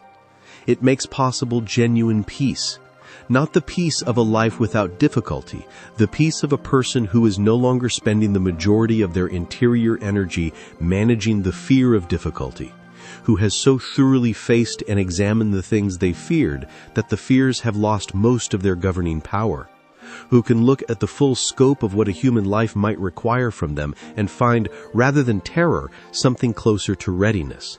Not eagerness for suffering, genuine readiness for whatever arrives. The readiness of someone who has done the work, who knows their own capacity not through hope but through evidence, who has been tested and has continued and has learned through direct experience that continuing is something they can trust themselves to do. This is what mental toughness ultimately provides. Not the absence of hard things, the genuine knowledge that you can handle them, and the freedom that comes from that knowledge, the freedom to engage fully, to love completely, to pursue what matters without the paralysis of the fear that difficulty will break you, because you have already discovered that it will not. Thomas knew this, not because he had read about it, because he had built it. Quietly, over years, in the small daily choices that no one witnessed and no one celebrated, until the moment arrived when what he had built was the only thing that mattered, and it held the commitment. Here is what we are asking for today. Not a dramatic transformation, not a complete overhaul of everything you have been and done. something simultaneously simpler and more demanding than either of those things: a daily commitment. The commitment to bring genuine honesty to the examination of your own relationship with difficulty. To practice voluntary discomfort in the small, daily ways that build the capacity for the large, unavoidable ones. To examine your fears with the precision that converts overwhelming anxiety into workable, specific challenges.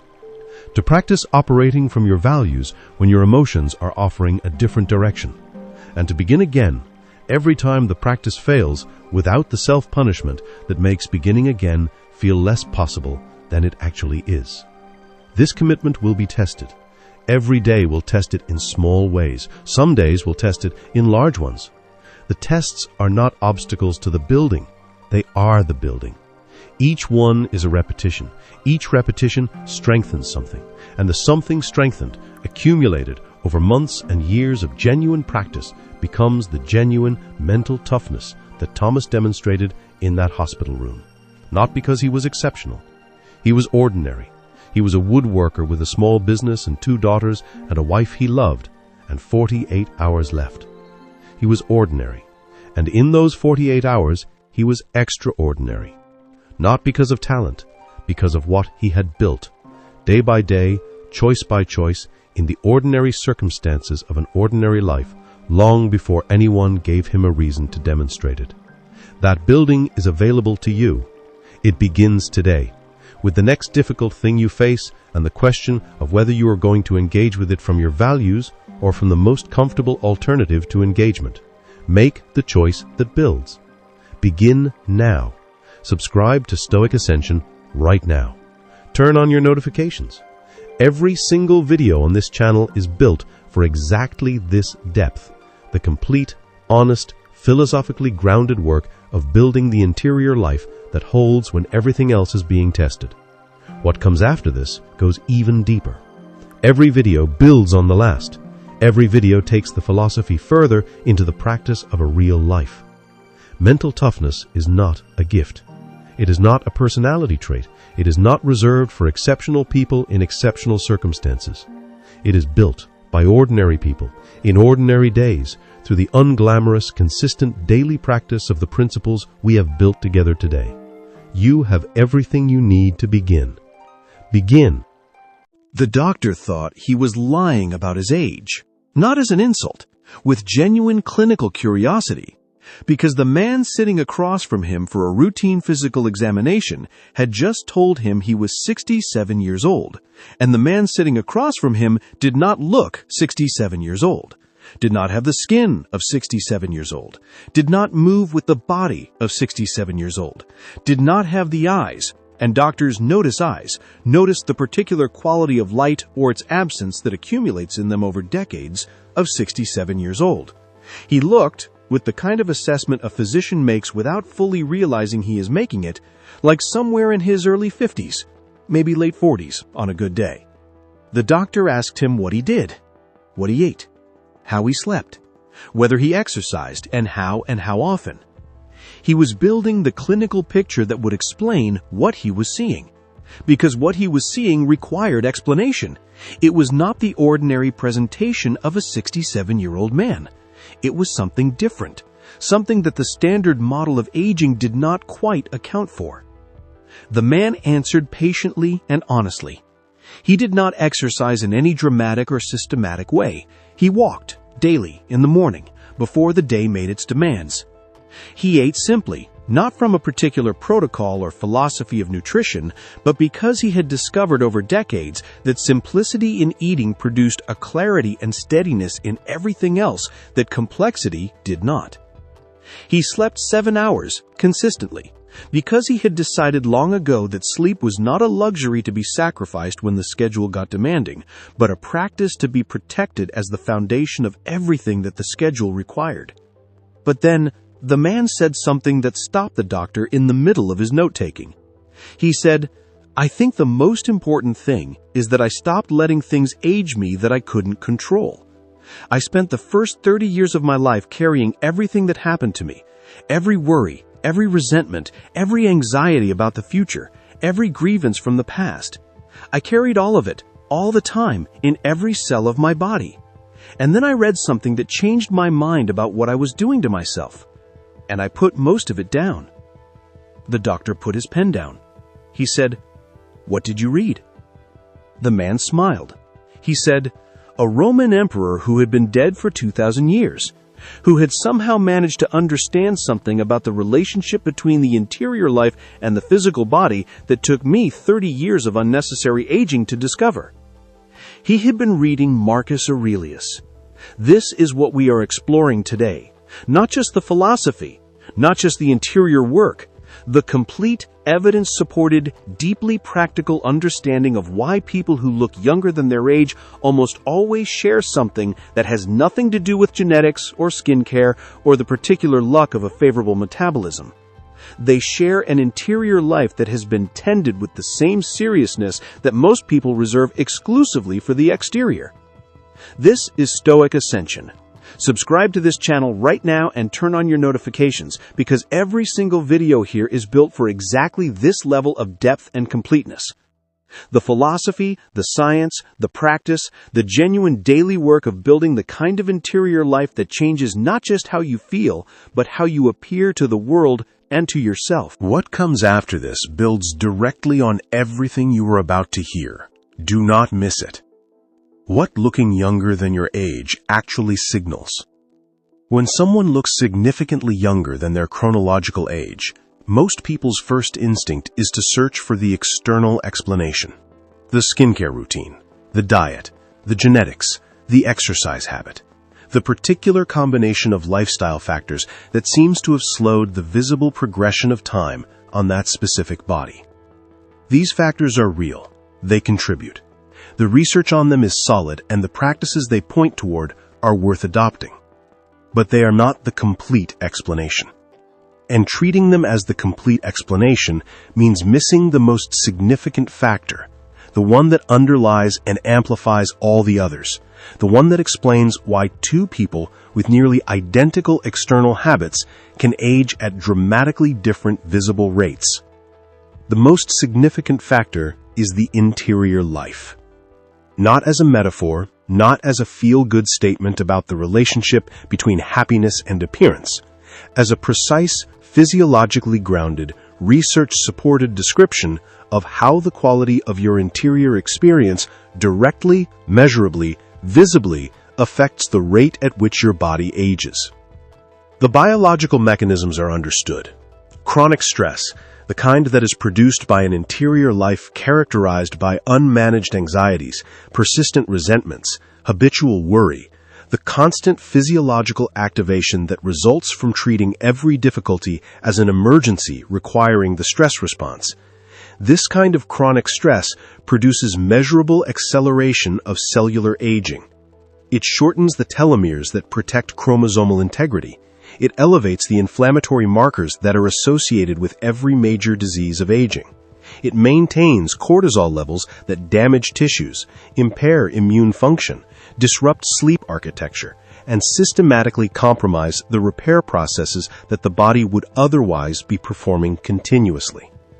The person with an untended interior life is quite literally aging faster than their chronological years. The stress response, designed for brief activation in the presence of genuine immediate threat, is being maintained in chronic activation by the interior life's constant generation of perceived threats from circumstances that are not, in the biological sense, actually threatening.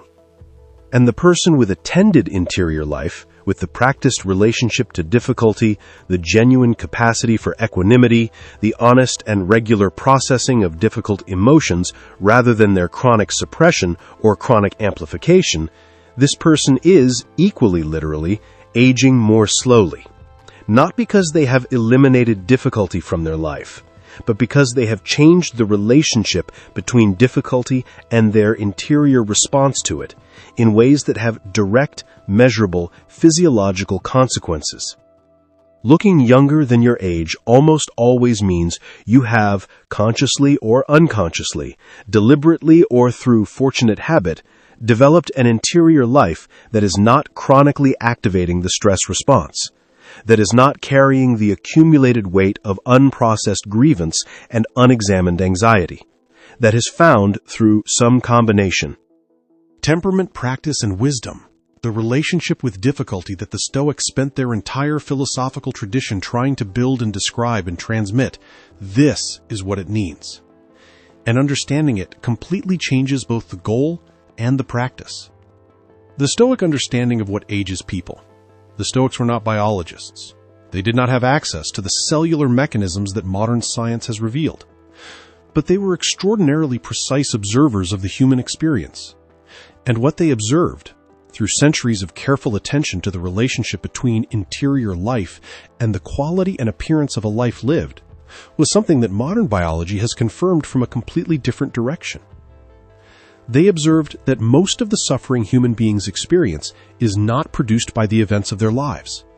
It is produced by their relationship with those events, by the judgments they make about what the events mean, by the stories they tell themselves about what has happened and what it implies for the future.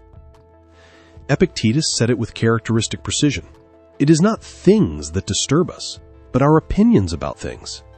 The event is neutral. The mind makes it into something. And what the mind makes it into is what the person actually experiences. And what the person actually experiences is what the body carries. The body carries the interior life. This is not poetry, it is physiology. Every chronic psychological state has a chronic physiological correlate. Chronic anxiety produces chronic physiological activation. Chronic resentment produces chronic inflammatory response. Chronic grief, unprocessed and unmoved, produces chronic disruption of the hormonal and immune systems that regulate cellular health. And the reverse is equally true. Chronic equanimity, the practiced, genuine, not performed equanimity of a person who has learned to meet difficulty without manufacturing unnecessary suffering around it, produces chronic physiological states that are protective of cellular health. Lower baseline cortisol, lower chronic inflammation, better sleep architecture, more effective immune function, more reliable cellular repair. The Stoics observed that the people who aged best, who maintained the most genuine vitality across the longest span of years, were almost never the people with the most comfortable external circumstances. They were the people with the most cultivated interior lives. The people who had developed genuine wisdom about the relationship between what happens and how it is met. Marcus Aurelius died at 58, not particularly old even by ancient standards for a man of his resources, but those who knew him described a quality of vitality and presence in him that exceeded his chronological age throughout his life. Not because his circumstances were easy. They were not. His reign was defined by war and plague and political difficulty and personal loss. But because his interior relationship with those circumstances was different from what an untended interior would have produced. Seneca, who lived longer and who wrote about the relationship between interior life and physical vitality explicitly, was clear. The person who has learned not to add unnecessary suffering to the suffering that is genuinely unavoidable has done something for their body that no external regimen can replicate. They have removed the chronic physiological burden of the interior war that most people wage continuously against what cannot be changed. The chronic stresses that age people fastest, and the Stoic practices that address each. There are specific categories of interior experience that the research confirms and the Stoics observed accelerate aging most reliably. Understanding them precisely allows the practice to be targeted with the precision that actually produces change. Chronic worry about things that never happen, and the practice of examined fear. Worry is perhaps the most universal form of chronic interior stress, and the one that most consistently ages people beyond their years. Not because the feared things are imaginary, sometimes they are real. Sometimes the thing being worried about eventually arrives, exactly as feared and exactly as devastating as anticipated. But most of the time the feared thing does not arrive. Most of the things that occupy the worrying mind, the scenarios that play out in anxious imagination, the catastrophes that are rehearsed in the early morning hours, the what-ifs that circle and circle without resolution, most of these things never happen. Or they happen in forms so different from the imagined version that the worry that preceded them provided essentially no useful preparation for meeting them. What the worry does provide, regardless of whether the feared thing arrives, is the chronic physiological activation of the stress response. The body cannot distinguish between a real threat and a vividly imagined one. The imagination of the catastrophe produces the same physiological response as the actual catastrophe. And when the catastrophe is being imagined repeatedly, when the worry is cycling continuously through the same feared scenarios, the stress response is being activated continuously. Over years, this produces measurable accelerated aging, not because the feared things happened, because they were feared so vividly and so repeatedly that the body registered them as if they had. The Stoic practice for this is not the forced suppression of worry.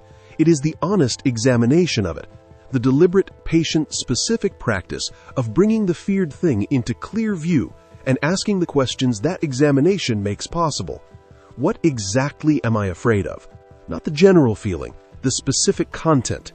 Is this fear proportionate to the actual probability of what I fear? Because the worrying mind consistently overestimates the probability of negative outcomes. Honest assessment almost always reveals the feared thing to be less likely than the worry suggests. If what I fear were to actually happen, what would I do? Because the worrying mind treats the feared event as a wall, as something beyond which nothing can be imagined. But most feared events, when honestly examined, reveal themselves as things that have been survived by others and would be survivable by you. The path through them is imaginable once you actually look for it, rather than stopping at the image of the catastrophe. And the Stoic practice of negative visualization, the deliberate, controlled, brief contemplation of the feared thing in order to remove its capacity to generate chronic unconscious anxiety, is one of the most practically powerful tools available for reducing the specific physiological burden that chronic worry imposes. Chronic resentment and the internal aging it produces, and the practice of release. Of all the interior states that accelerate aging, chronic resentment may be the most physiologically costly and the most underestimated in its damage. Resentment is the interior maintenance of a wound that has already been received. It is the daily, sometimes hourly, reopening of something that occurred in the past, the replaying of the wrong, the rehearsing of the injustice, the keeping current of a pain that the original event produced and that the resentment continuously renews. The physiological cost of this maintenance is substantial. Resentment is associated with chronically elevated inflammatory markers, persistently dysregulated cortisol, impaired cardiovascular function, disrupted immune response, and significantly reduced quality of sleep. It is, in a very literal and measurable sense, a chronic disease of the interior that the body is paying for continuously. And here is what makes this particularly significant. The cost is paid entirely by the person carrying the resentment. The person who caused the original wound is not paying it. The resentment does not reach them. It does not diminish their well-being. It does not damage their health. It does not age their cells. It does all of these things exclusively to the person maintaining it. This is what Marcus Aurelius understood when he wrote about the additional suffering that anger and grief do compared to the things that caused them. The original wrong was done by someone else. The continuing suffering of the resentment is done by you, to yourself, every day that you continue to carry it. The Stoic practice of release is not the performance of forgiveness for the benefit of the person who wronged you. It is the deliberate, self-interested decision to stop paying a daily physiological tax toward a debt that is not yours and that the payment does not reduce. The release is not the denial that the wrong occurred. It is the honest recognition that continuing to carry it is costing you more than it is worth and more than it is producing. That the energy being spent on the maintenance of the wound is energy that belongs to the living of your present life, and that the present life, the one that is actually happening, that actually contains genuine people and genuine possibilities and genuine experiences worth having, deserves that energy far more than the wound does. Chronic comparison and the silent diminishment it produces, and the practice of genuine self-reference. There is a specific interior experience that the modern world has made both more available and more damaging than it has ever been in human history. The experience of chronic comparison. Comparison, the continuous measurement of your own life, your own body, your own achievements, your own worth, against the visible lives, bodies, achievements, and apparent worth of other people. has always been part of human experience, but the modern information environment has made it continuous, involuntary, and relentlessly one-directional in its effects. We are now exposed, throughout every waking hour, to the curated highlights of everyone whose life is visible to us. Not the full picture of those lives, not the anxiety, the failure, the disappointment, the ordinary days that are not worth photographing. The selected, filtered, optimized presentation of the best moments of the most photogenic dimensions of lives that are actually as full of difficulty and ordinariness as yours. And the mind, which evolved to make social comparison in small groups, where the full picture of others' lives was visible, makes the same comparison against these curated highlights as if they were the full picture. As if the person whose beach vacation is on the screen does not also have hard days. As if the person whose achievements are being celebrated has not also failed in ways that did not make it to the feed. The result of this chronic one-directional comparison is a chronic interior experience of relative inadequacy, of being less than, of a life that, measured against what is visible in the constructed presentations of other people's lives, consistently falls short. This chronic experience of inadequacy has a physiological signature. It is associated with elevated cortisol, depressed immune function, reduced sense of meaning and purpose, and the specific kind of low-grade chronic stress that accumulates into measurable acceleration of cellular aging. The Stoic practice addresses this at its root. Epictetus taught that the only meaningful comparison is with your own previous self, not with what others appear to have or to be, with who you were and who you are becoming. The only race worth running is the one against your own previous best, and the only finish line worth caring about is the one that marks genuine progress toward the kind of person your own values define as worth becoming. This practice, when genuinely adopted, removes the fuel source of chronic comparison, not by eliminating awareness of others, but by genuinely and completely relocating the reference point for self-assessment from the exterior, from what others appear to have, to the interior, where the only comparison that actually informs genuine development lives. Chronic regret and the backward orientation that drains vitality, and the practice of honest integration. Regret is the specific interior experience of arguing with what has already occurred, of maintaining the conviction that the past should have been different than it was, and of spending present energy in the maintenance of that conviction. Like resentment, regret is associated with significant physiological cost. The chronic activation of the stress response by experiences that are entirely located in the past, the disruption of sleep, the elevation of inflammatory markers, the hormonal dysregulation that the constant replaying of painful past experiences produces in the body. And like resentment, the cost of regret is paid entirely in the present. The past cannot be changed. The regret does not change it. The choices that produce the regret cannot be revised. The regret does not revise them.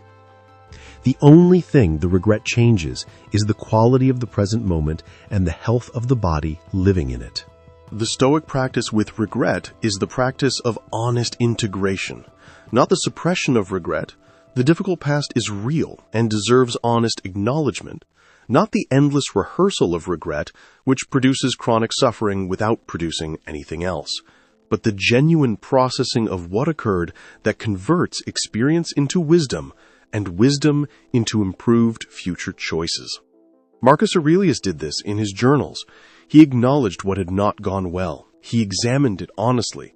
He asked what it revealed about where his practice needed to go deeper. And then he released it into the past, where it belonged, not as abandonment of the lesson, as genuine completion of the processing. The lesson extracted and applied, the experience integrated rather than perpetually re-experienced. This is the difference between regret as chronic interior weather and regret as a completed process of learning. One produces chronic physiological cost, the other produces genuine wisdom. Both begin with honest acknowledgement of what occurred, but only one of them arrives anywhere worth arriving. Chronic people-pleasing and the exhaustion of inauthenticity and the practice of genuine self-authorization. There is a specific form of chronic stress that is rarely named as stress, but that accumulates into some of the most significant interior exhaustion available, the chronic effort of being someone other than who you actually are. Most people-pleasing is not cynical performance. It is the genuine, often unconscious, sustained effort of someone who has learned, usually early, often in response to the specific dynamics of their family of origin, that who they actually are is not quite adequate, that the authentic self requires modification, management, presentation, to be acceptable to the people whose acceptance feels necessary for safety. This modification requires continuous effort, the continuous monitoring of the room's expectations, the continuous adjustment of expression, opinion, behavior to match those expectations, the continuous suppression of the authentic response in favor of the managed one. This is genuinely exhausting in a way that is both interior and physiological. The effort of maintaining inauthenticity is a real metabolic and psychological cost, and the chronic suppression of the authentic self, the chronic override of genuine responses with managed ones, produces the same physiological signature as other forms of chronic stress: elevated cortisol, dysregulated immune function, disrupted sleep, accelerated cellular aging. The Stoic practice here is the practice of genuine self-authorization. The deliberate, sometimes courageous, always gradual return to the recognition that your genuine self, the one that exists beneath the management and the performance and the continuous adjustment to external expectations, is adequate, is worth expressing, is the only version of you that your own interior can be genuinely at peace with. This does not mean expressing every thought, pursuing every desire, refusing every accommodation to the genuine needs of the people you live and work with. The Stoics value deep engagement with others and genuine service to community. But they insisted that this engagement come from the genuine self rather than from the performed one, that care for others be expressed from genuine care rather than from fear of the consequences of not appearing to care. The physiological difference between authentic generosity and fear-driven performance of generosity is measurable. Authentic giving activates physiological states associated with well-being. Fear-driven performance activates physiological states associated with stress. Same external behavior, completely different interior experience, completely different impact on the body that is housing the experience. The specific practices that produce the visible result. We have covered the interior states that accelerate aging and the Stoic practices that address each.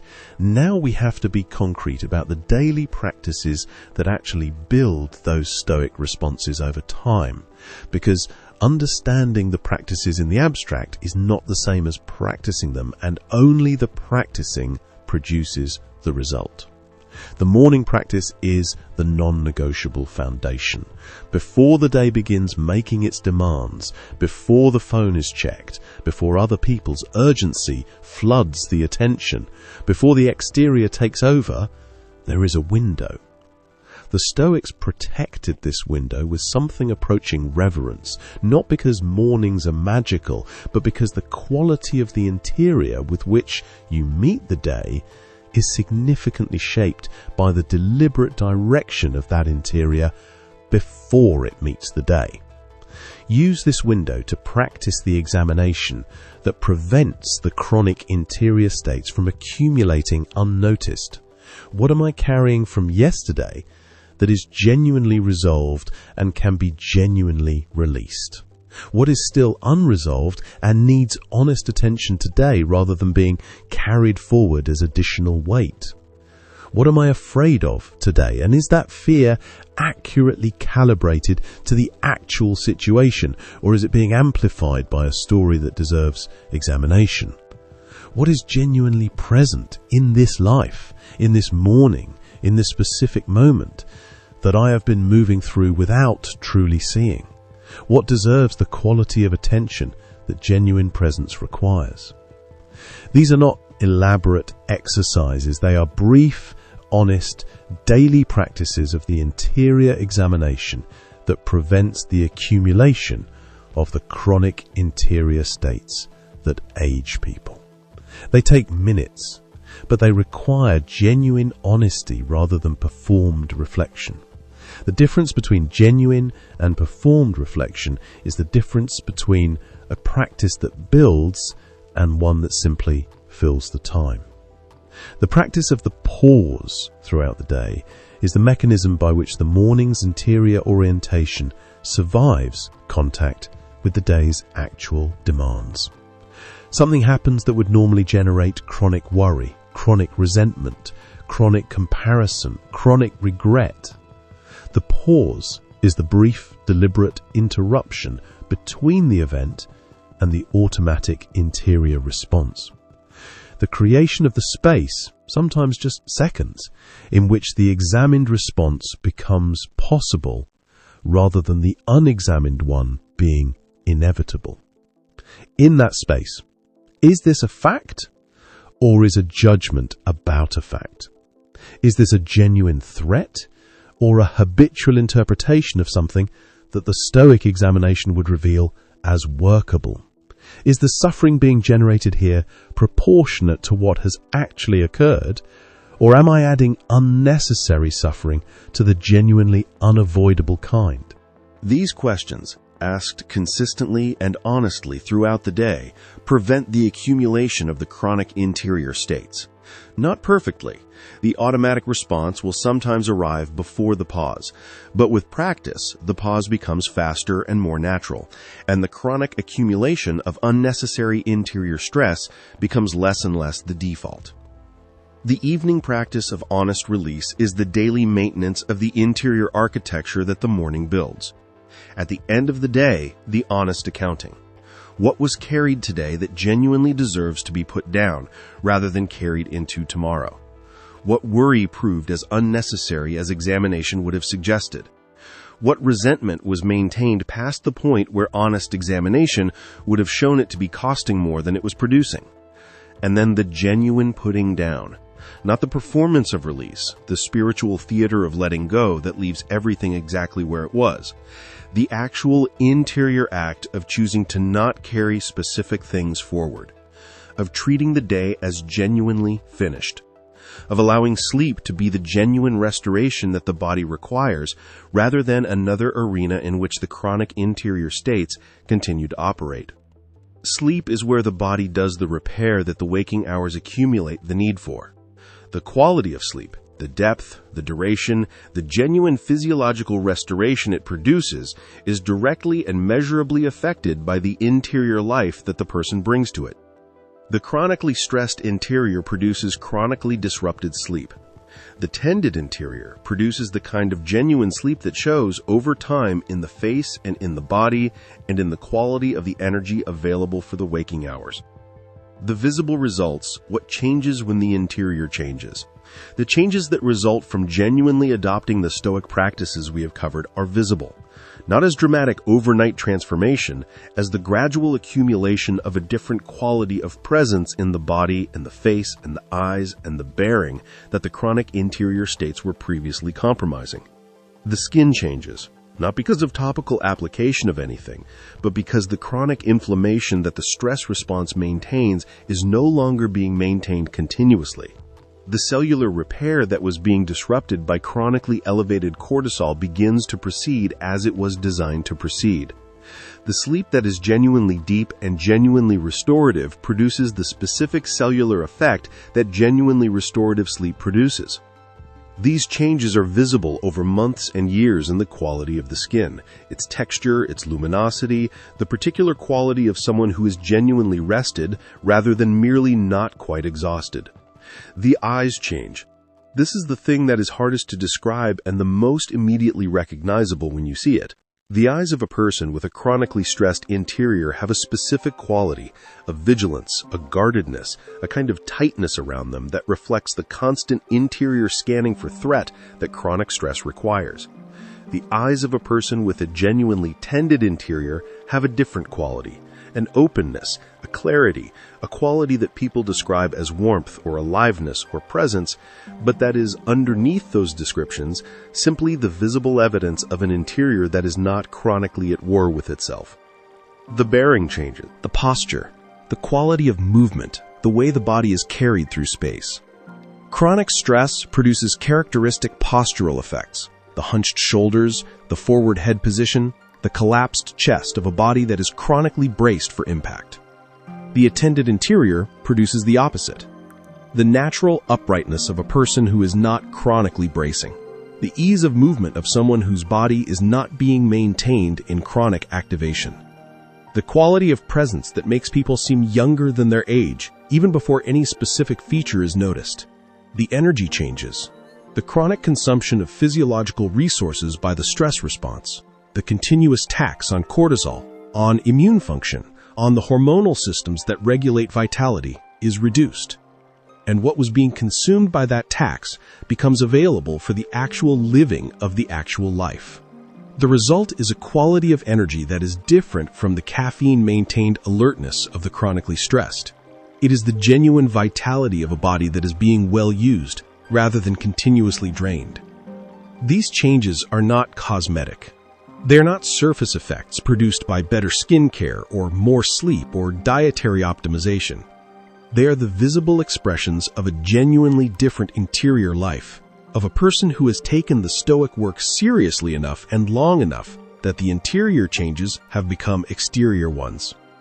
This is why the doctor thought the man was lying about his age, not because of what was on his skin, because of what was visible in everything about him. The quality of a person who had, over decades of genuine practice, put down most of the unnecessary weight, who was carrying only what was genuinely his to carry, who had stopped adding interior suffering to exterior difficulty long enough for the body to reflect the difference.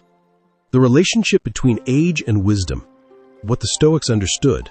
There is a specific Stoic understanding of aging that needs to be named clearly because it changes the entire relationship with the passage of time.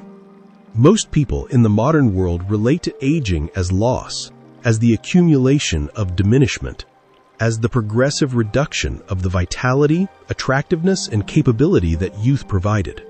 And this relationship with aging as loss produces a specific interior experience, the chronic low-grade grief of a person who is watching themselves lose something they valued without being able to prevent it. This grief contributes to the very process it is grieving. The chronic stress of relating to aging as loss accelerates the visible aging that the grief is about. It is one of the most directly self-fulfilling interior experiences available. The Stoics related to aging completely differently, not with performed enthusiasm for the passage of time, with the genuine recognition that the passage of time, engaged with honestly and deliberately, produces something that youth cannot provide, something that is, in the most accurate possible assessment, better than what was lost. Wisdom, genuine wisdom, the kind that is not available through reading or through intelligence or through any other means than the direct experience of a life lived fully, with honesty and engagement, and the genuine processing of what that living teaches. The person who has lived 60 genuine years, who has loved and lost and built and failed and learned and continued and loved again and lost again and built again, this person has something that 20 cannot provide and 40 is only beginning to approach.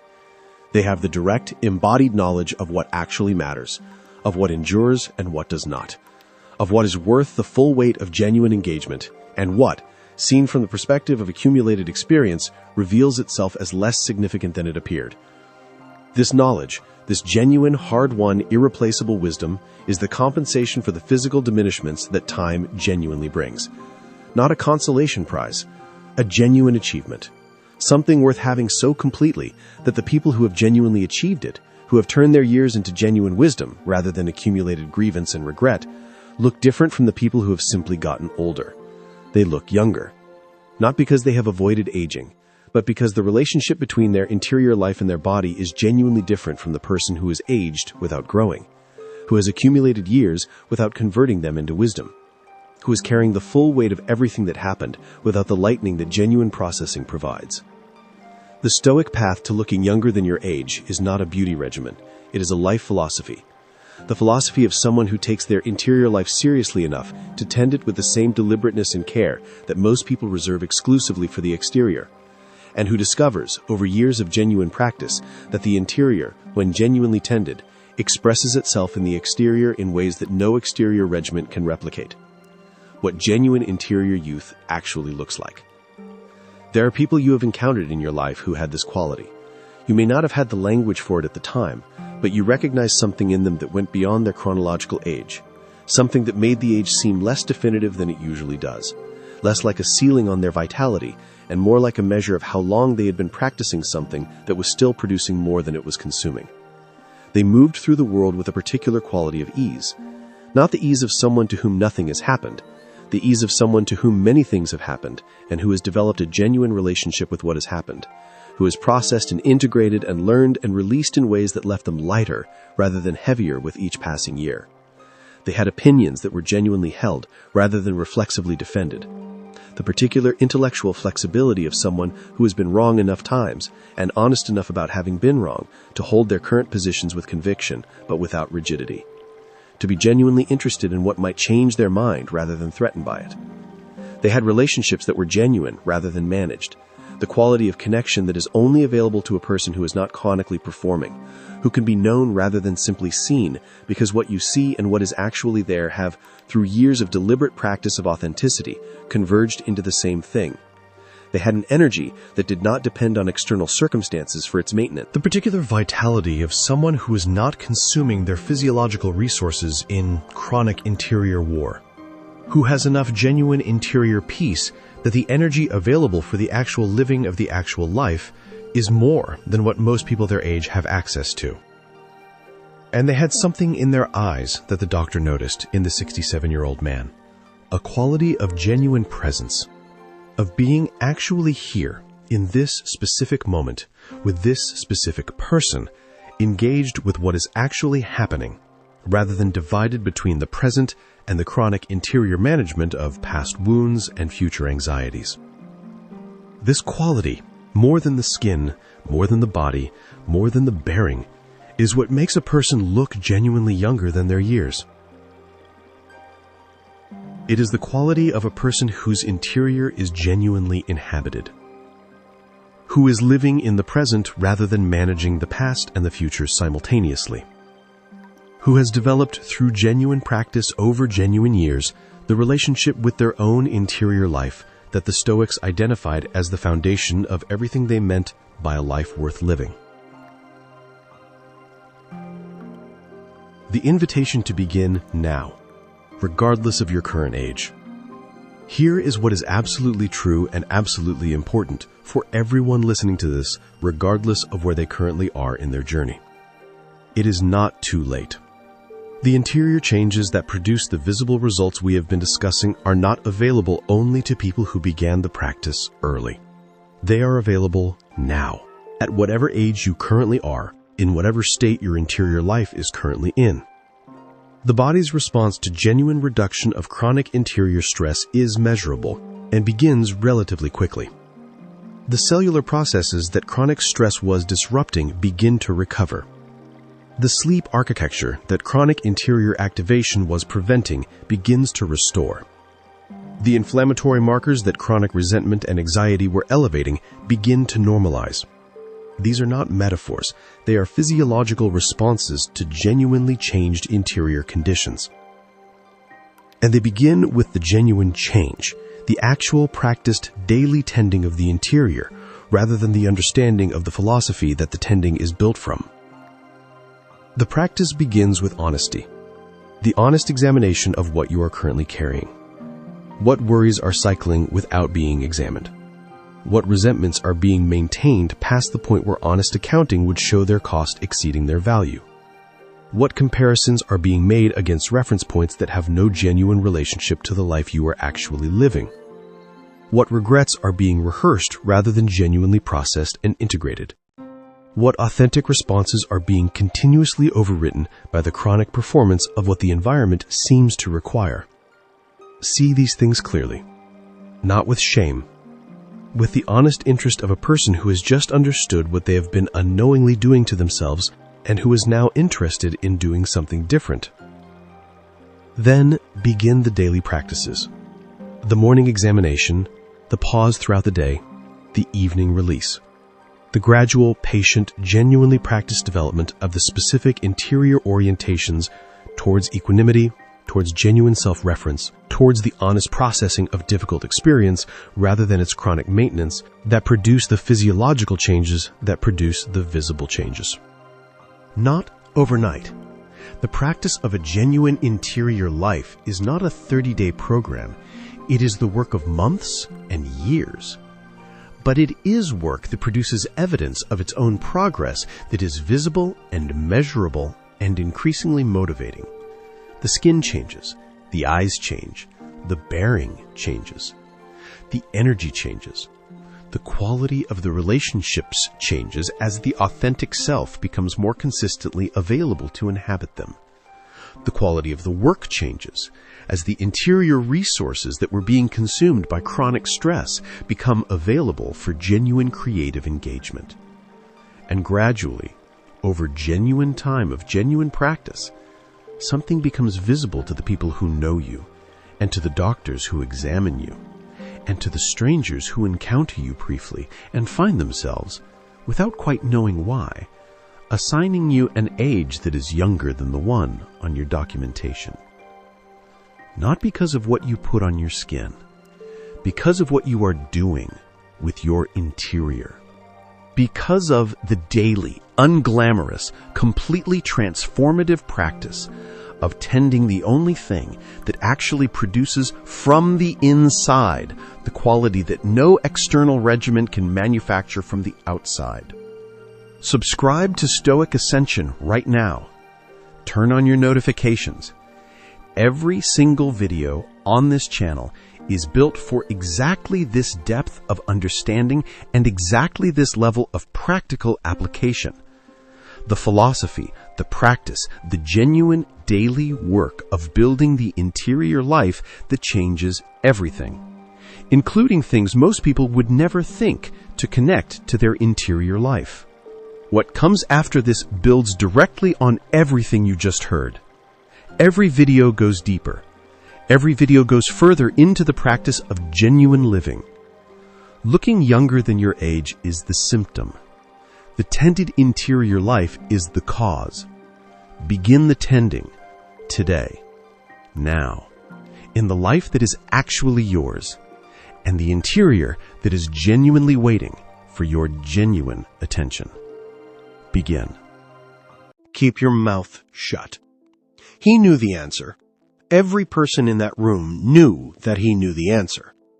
The question had been posed by the most senior person in the meeting, a man whose understanding of the subject was, charitably, incomplete.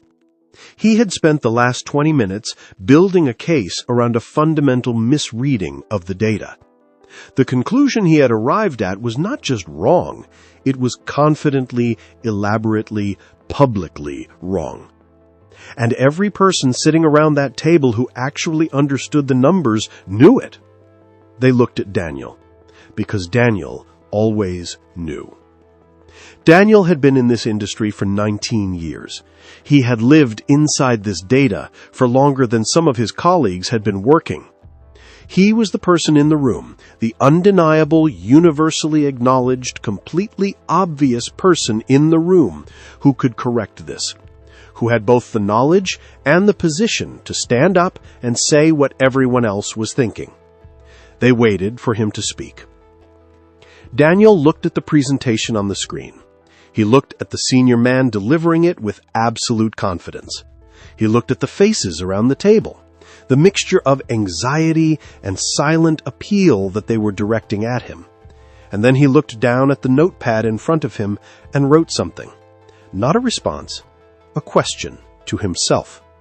A question he had learned through years of painful experience to ask before he opened his mouth in any situation that mattered. What happens if I say nothing right now? He held the question honestly. He let himself actually examine it, rather than treating it as a rhetorical prelude to speaking anyway. What happens if I say nothing right now is that the senior man finishes his presentation, the decision gets deferred to the working group, which Daniel sits on, where the actual analysis will be done carefully before anything is implemented. The error in the senior man's reading of the data will be caught in that process, quietly, without the public humiliation of being corrected in front of his peers by someone 2 levels beneath him.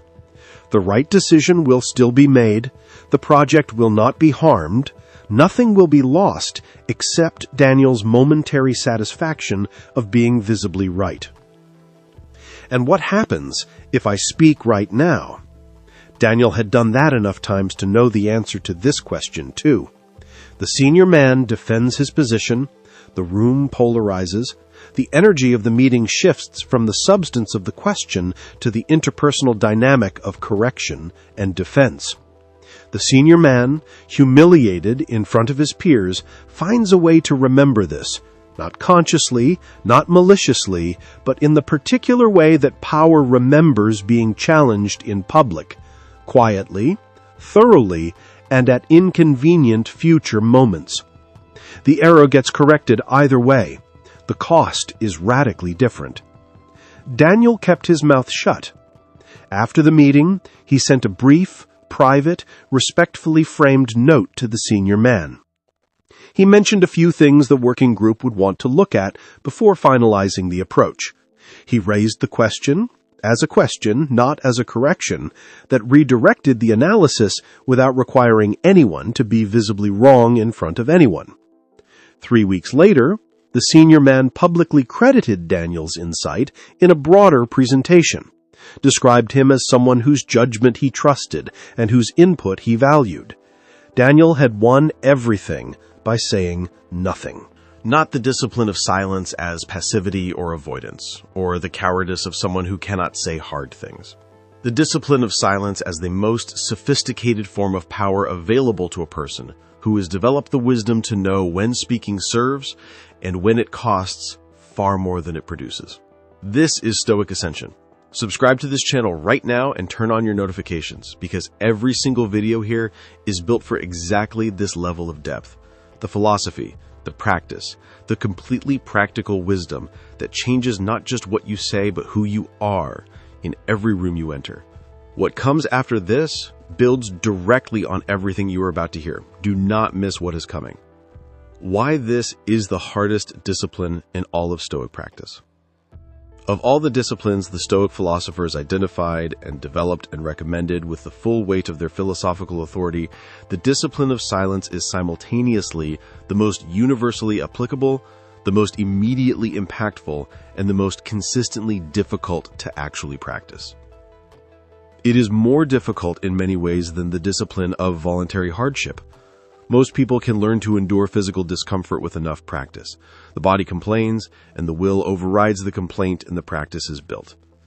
It is more difficult in many ways than the discipline of examined fear. Fear, when brought into clear view, usually reveals itself as less overwhelming than the avoidance of it suggested. The examination is uncomfortable, but the tool is clear, and the practice is workable. The discipline of silence is different because it requires the overriding not of physical discomfort or even emotional fear, but of something deeper and more central to most people's experience of themselves. It requires the overriding of the need to be known, the need to be understood, the need to be heard, the need to have your intelligence recognized, your perspective acknowledged, your knowledge confirmed. The need to participate in a way that establishes your presence, your value, your relevance to what is happening in the room. These are not trivial needs. They are among the most fundamental human needs available. The need for recognition, for connection, for the acknowledgement that you exist and matter and have something to contribute. These are wired deeply into the human social architecture. They are not weaknesses. They are evidence of the fundamentally social nature of what a human being actually is. But when these needs become the primary driver of speech, when what comes out of your mouth is determined more by the need to be seen and heard than by any genuine consideration of whether what is being said serves anyone, including yourself, then the needs have become the master and the mouth has become their servant. And the consequences of this are paid continuously, quietly, and at the moments when the cost is highest. The Stoics understood this dynamic with precision. Epictetus taught that the person who speaks primarily to satisfy their own need to be heard is not communicating with others. They are performing for themselves. And the performance, however polished, serves the performer's need for recognition more than it serves the conversation or the relationship or the situation in which it occurs. This is the specific thing the discipline of silence interrupts. Not all speech, not expression or honesty or the genuine sharing of what is real and needed. The specific speech that comes from the need to be seen rather than from the genuine consideration of what is worth saying. And building the discipline to interrupt it consistently in the real moments when the need is present and the impulse is strong is one of the most demanding and most transformative practices available in all of Stoic philosophy. What the Stoics actually said about silence. The Stoic philosophical tradition has more to say about the discipline of silence than almost any other single subject. Not because the Stoics were advocates for permanent muteness or social withdrawal, but because they understood with the precision that most other philosophical traditions have not matched the specific relationship between the quality of what is said and the power, the trust, and the genuine influence of the person saying it. Epictetus is the most direct. He taught that we have 2 ears and 1 mouth, not as an anatomical observation, but as a philosophical instruction. That the ratio of listening to speaking that genuine wisdom requires is approximately 2 to 1. That the person who reverses this ratio, who speaks more than they listen, who outputs more than they receive, is consistently working against their own genuine understanding of what is happening around them. He observed that the person who is always speaking is never learning, that the continuous output of your own perspective prevents the input of anyone else's, and that the perspective of the person who has been listening while everyone else was speaking is almost always more informed, more nuanced, and more genuinely useful than the perspective of the person who has been talking. Marcus Aurelius, whose public role as emperor required enormous amounts of speech, decisions communicated, directions given, public addresses made, returned in his private journals again and again to the discipline of saying less, of considering before speaking, of asking whether what was about to be said was necessary, true, and kind before allowing it to be said. He held himself to a standard of speech that the position he occupied could easily have exempted him from, and he held himself to it precisely because the position he occupied made the cost of undisciplined speech so much higher than it would have been for a private person. He wrote, "Before you say anything, ask yourself 3 things. Is it true? Is it necessary? Is it kind? And if it does not meet all 3 criteria, consider very seriously whether it needs to be said at all." This is not a counsel of permanent silence. It is a filter, a discipline of consideration that converts the impulse to speak into a deliberate choice about whether speech serves. And most speech, when this filter is honestly applied, either fails one of the 3 criteria or reveals itself as unnecessary when the criteria are genuinely met. Seneca wrote about the specific cost of what he called aimless conversation, the kind of speech that fills time and space and the discomfort of silence without actually contributing anything to the understanding of anyone involved. He observed that people who engage in this kind of aimless verbal output consistently diminish the impact of everything they say. Because the listener, having learned that this person speaks without consistent purpose or consideration, begins to give less weight to all of their words. The signal-to-noise ratio drops, and the words that are genuinely worth hearing get lost in the volume of words that were not. He also wrote something that goes even deeper, that the person who cannot be comfortable with silence cannot be comfortable with themselves. that the compulsion to fill every quiet moment with speech is a specific form of avoidance, the avoidance of the interior, of the quality of one's own unmediated experience, of the genuine thoughts and feelings that silence allows to surface. The discipline of keeping your mouth shut is, in this sense, also the discipline of genuine self-knowledge, because silence creates the space in which the interior becomes audible, and the interior, when it becomes audible, often has things to say that the noise was specifically designed to prevent being heard. The 7 situations where keeping your mouth shut changes everything. The Stoic philosophy of silence is not abstract. It is not a general principle to be applied vaguely whenever it seems relevant. The Stoics were practical philosophers who understood that genuine wisdom requires specific application to specific situations. And the discipline of silence has specific applications that, practiced consistently, produce specific and measurable changes in the quality of every relationship, every working environment, and every social context a person inhabits. When you are angry, this is the situation where the discipline of silence is most urgently needed and most consistently violated. And the violations here cost more than any other category of unnecessary speech. Anger is a physiological state. When genuine anger is present, the part of the brain responsible for nuance, consequence, and long-term reasoning is partially offline. The part responsible for immediate threat response is dominant. And the words generated from this state, however justified the anger that generated them, are almost never the words you would have chosen had you been operating from your full cognitive and emotional capacity. What comes out of the mouth in genuine anger is almost always a distorted version of what you actually mean. More absolute than what you believe, more attacking than what you intended, more revealing of the specific interior wounds that the anger is protecting than you would choose to reveal in a considered state. And once said, these words cannot be unsaid. They exist in the other person's memory, in the relationship, in the social environment, permanently, regardless of the apology that follows, regardless of the genuine regret that the return of calm always produces.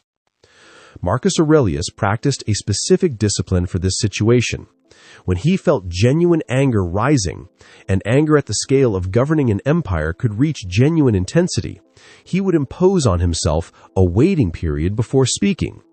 Not to suppress the anger, not to perform equanimity he did not feel, to allow enough time for the full cognitive function to return, for the nuance and consequence and long-term reasoning to come back online, so that if he chose to speak, and sometimes he did, and sometimes the speaking was necessary and appropriate, what he said would be the product of his full capacity rather than the amputated capacity of the acute anger state.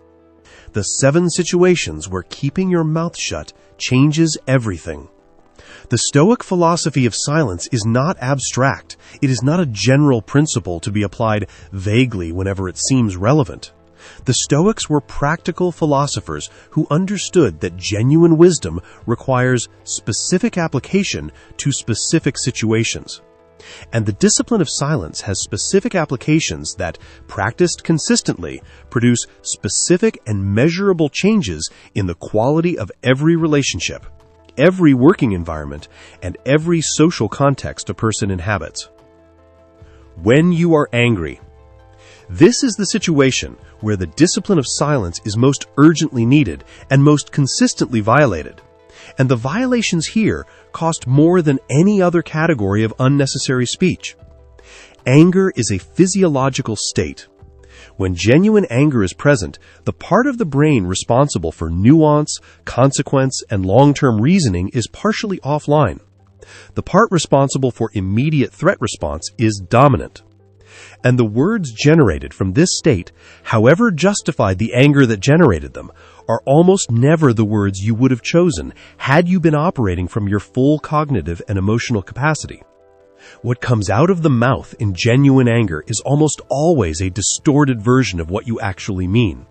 More absolute than what you believe, more attacking than what you intended, more revealing of the specific interior wounds that the anger is protecting than you would choose to reveal in a considered state.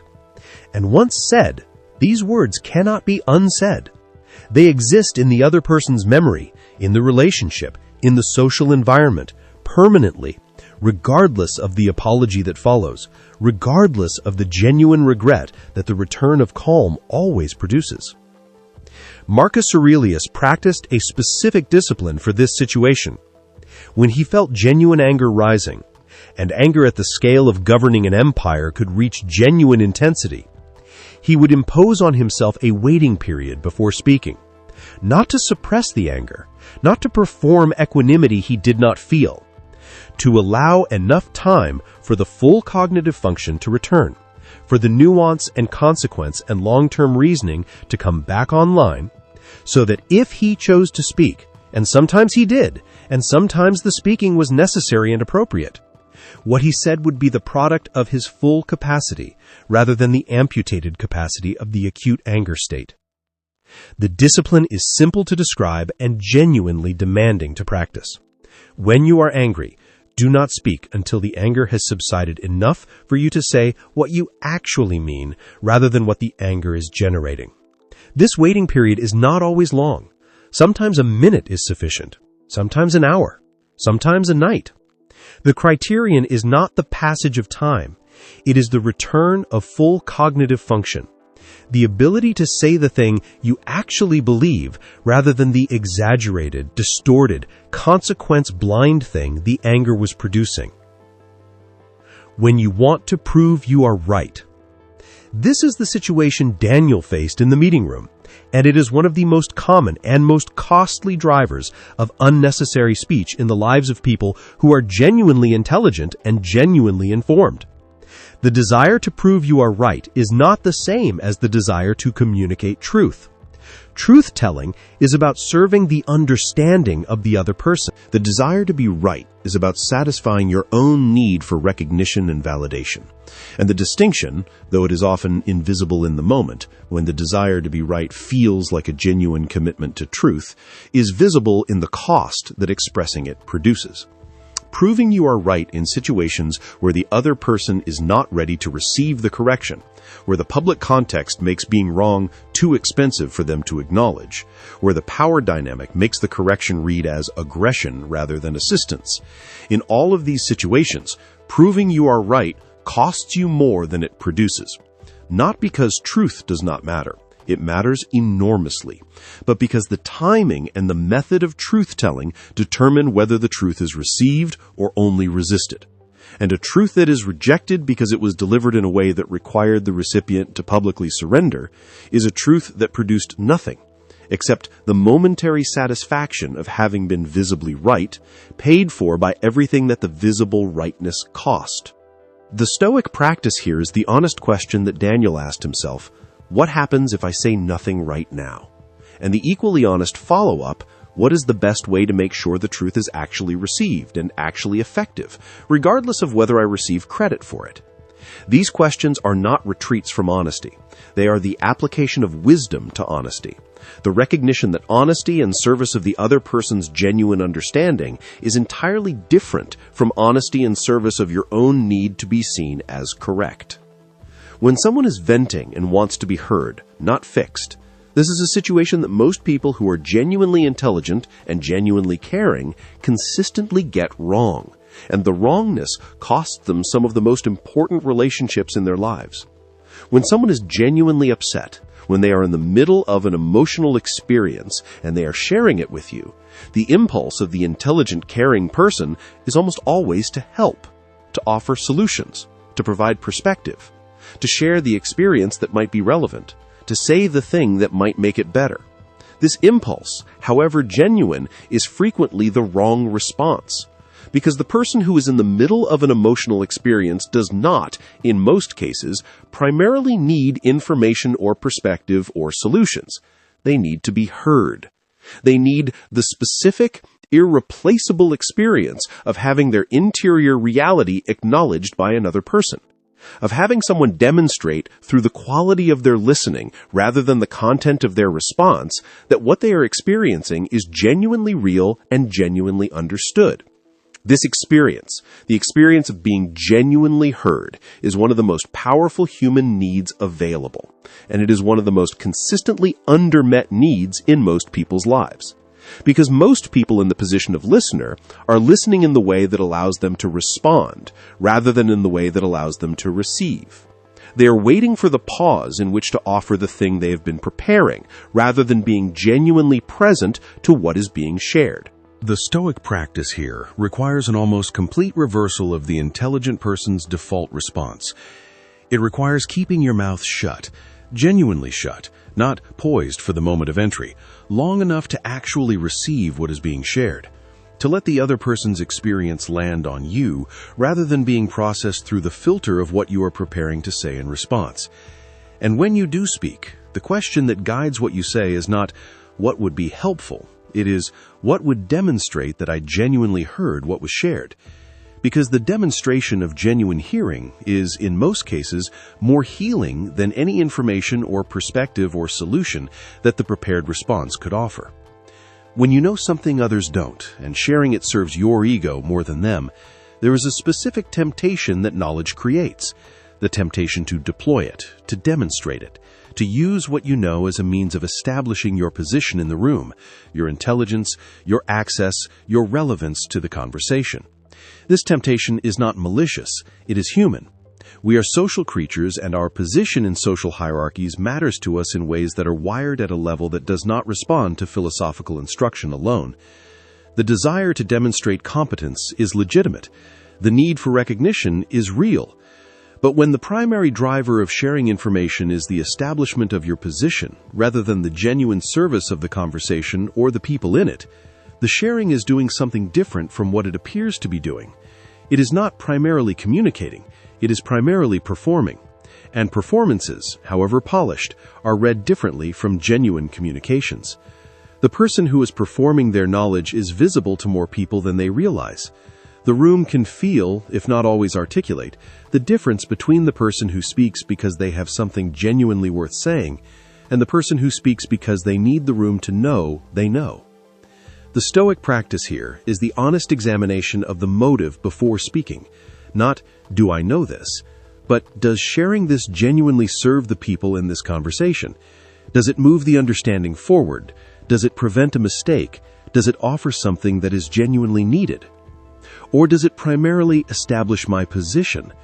When the honest answer to the last question is yes, when the primary service of sharing this is to the sharer's need to be seen as knowledgeable, the Stoic practice is to keep the mouth shut and let the knowledge do its work in another form, through the quality of the questions you ask rather than the assertions you make, through the private follow-up that serves the person without performing for the room, through the work you do with what you know rather than the announcement of your possession of it. When the argument has already been lost by both sides, there is a specific kind of conversation that most people have experienced, and almost no one has found a way to exit gracefully. The conversation that has long since stopped being about the substance of the original disagreement and has become, entirely and irreversibly, about the maintenance of position. Both people know they are in this conversation. Both people can feel the shift from genuine engagement with the question to the performance of not losing. Both people are aware, at some level, that neither of them is going to say anything in the next exchange that will actually change the other person's mind. The positions have calcified. The emotional stakes have risen past the point where information can penetrate them. The conversation is now about winning rather than understanding. And both people keep talking. Not because more talking will produce anything new, but because stopping feels like surrender. Because the person who speaks last has maintained the appearance of momentum. Because silence, in this context, feels like conceding the field. The Stoic understanding of this situation is direct and demands a specific courage that most people find genuinely difficult to access in the middle of it. The courage to stop. Not to concede the substance of the argument, if the substance genuinely matters and the disagreement is genuine and important, but to recognize that this specific conversation, in this specific moment, at this specific temperature, is not the context in which the substance is going to be resolved, and to have the discipline to stop contributing to a conversation that is producing nothing except the escalation of a dynamic that serves no one. Marcus Aurelius wrote about the specific freedom available to the person who can stop an argument without needing it to be over on their terms, who can say, without performance, without hidden resentment, "I think we should both think about this more," and mean it, and be genuinely willing to return to the substance when the emotional temperature allows genuine engagement rather than positional combat. This is not weakness. This requires more genuine strength than continuing, because continuing is easy. Stopping without surrender in the middle of an argument that your ego wants to win is one of the hardest things the discipline of silence ever asks. When your opinion was not requested. The consistent offering of unrequested opinions is one of the most reliable ways to diminish your influence in any social or professional environment. Not because opinions are unwelcome, but because unrequested opinions communicate something about the person offering them that undermines the reception of the opinion itself. They communicate a belief that your perspective is valuable regardless of whether it was sought, which is to say, they communicate a belief that your perspective is more valuable than the other person's sense of what they need in this moment. And this communication, however unintentional, produces a specific response in most people, a mild but real defensiveness that colors how the opinion itself is received. The Stoic practice here is one of the most practically powerful available. Wait to be asked. Not forever, not in situations where the unrequested opinion prevents genuine harm, but as the default, as the orientation of someone who has learned that the opinion offered when sought carries approximately 10 times the weight of the opinion offered when not. And in the waiting, in the discipline of not offering what was not sought, something valuable happens. The person who has been disciplined in waiting to be asked develops a reputation for only speaking when they have something worth saying. And this reputation, built through consistent restraint, means that when they do speak, when they do offer the perspective or the information or the observation, the room listens in a different way, with the particular attention that is given to the person who is not always talking, whose words, precisely because they are less frequent, have retained the weight that constant speech would have eroded. When silence would teach more than speech. There are moments when the most powerful thing you can communicate is communicated through what you choose not to say, when the absence of your words is itself the message, when the silence in context speaks with more clarity and more force than any words could achieve. The leader who does not immediately defend themselves when criticized, whose silence is not the silence of someone who has nothing to say, but of someone who has decided the criticism deserves consideration rather than reflex, communicates something about their confidence and their openness that immediate defense would have made impossible. The parent who does not immediately offer the answer when the child is struggling with a problem, whose silence creates the space in which the child discovers their own capacity, teaches something through that silence that filling it would have prevented the child from ever learning. The person in the negotiation who presents their position and then stops talking, who does not fill the resulting silence with justifications and elaborations and concessions that the other party has not yet requested, allows the silence to do work that the words would have undone. In all of these situations, the silence is not the absence of communication. It is the most precise and powerful communication available. It says, without saying, that you are comfortable with the silence, that you do not need to fill it, that what you said is sufficient and you trust it to stand, that you are not managed by the discomfort of quiet in the way that most people are, and that this lack of management is itself information about the quality of what you just communicated.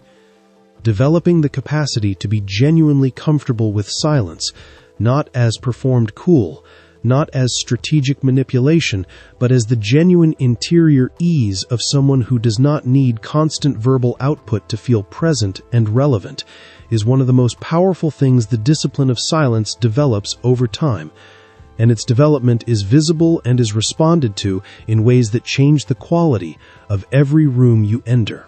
Genuine understanding, the kind that goes beyond the rehearsal of existing positions and actually develops new capacity to see and think and respond, requires silence, requires the spaciousness in which ideas can form before being spoken, in which the interior can process what has been received before generating a response, in which the genuine question that the conversation raises can be genuinely held rather than immediately resolved into whatever answer is most conveniently available.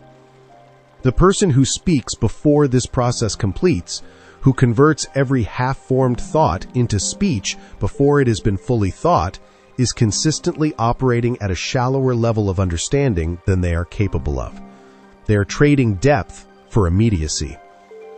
And the loss of depth accumulates. The person who habitually speaks before thinking consistently thinks less deeply than they are capable of thinking. There is also a specific cognitive cost to the continuous management of speech output. Talking requires cognitive resources. The continuous generation of verbal output occupies processing capacity that could otherwise be directed toward the genuine observation of what is happening in the environment, the genuine consideration of the most useful response, the genuine attention to the other person that makes genuine understanding possible. The person who is always talking is never fully listening, not because they lack the capacity, but because the same cognitive resources cannot simultaneously generate output and receive input at full depth. Something must give, and in the person for whom talking is the default, what gives is consistently the quality of the receiving. The Stoic practice of silence is therefore not only a social discipline, it is a cognitive one. It is the practice of protecting the interior space that genuine thought requires, of maintaining the spaciousness in which understanding, rather than mere opinion, can develop, of creating the conditions in which the genuinely useful thing, the observation that serves, the question that opens, the contribution that is actually needed, can form completely before being expressed. Listening as the deepest form of intelligence. There is a reason that every genuine wisdom tradition in human history has identified listening, genuine, complete, present listening, as one of the highest forms of intelligence available. Not because listening is passive. Genuine listening is one of the most active and demanding things a human being can do. It requires the continuous, disciplined suppression of the self's own agenda, its own perspectives, its own responses, its own continuous generation of internal commentary, in favor of the complete reception of what the other person is actually saying, including the things they are saying that are not in the words, because the most important things in most communications are not in the words. They are in the pauses, in the things that are approached and then retreated from, in the emotions that are visible beneath the chosen vocabulary, in the contradiction between what is said and how it is being said. These are the things that genuine listening receives, and they are entirely invisible to the person who is talking or who is waiting to talk. The person who has developed genuine listening, who can be completely present to another person's communication without the continuous management of their own output, receives information that most people in the room never have access to. They understand what is actually happening in the conversation at a level that the talkers cannot reach because the talking prevents the reaching. And from this deeper understanding, when they do speak, when they have genuinely received enough to have something worth contributing, what they say is informed by the full picture rather than the partial one that the person who has been talking rather than listening is working from. This is what Epictetus meant when he said we have 2 ears and 1 mouth. Not that listening is virtuous in some abstract moral sense, that listening is intelligent, that the information available to the genuine listener is richer, more accurate, and more complete than the information available to the person who has been constructing their response rather than receiving what was being said. Developing this quality of listening, and developing it is genuinely the right word because it is not a natural default for most people and requires deliberate practice, is one of the most significant things the discipline of silence produces. Not the silence of avoidance, the silence of genuine, complete, present reception. The silence in which you are actually here, actually with this person, actually receiving what they are actually communicating. This quality of listening is one of the most recognizable and most valuable things a person can bring to any relationship or any room. People feel it. They cannot always name what they are feeling, but the experience of being genuinely listened to, of having their communication actually received rather than simply processed as the occasion for the other person's response, is one of the most rare and most valued human experiences available. And the person who provides it consistently, through the disciplined practice of keeping their mouth shut long enough to actually listen, becomes one of the most trusted and most genuinely sought people in any environment they inhabit. What silence builds in your relationships. The discipline of silence practiced over time with genuine consistency transforms the quality of every relationship it is brought into, not by making you less present in those relationships, by making you more genuinely present, more actually there, more fully receiving, more reliably trustworthy in the ways that matter most. Trust is built primarily not through what you say, but through the consistent evidence of what you do not say.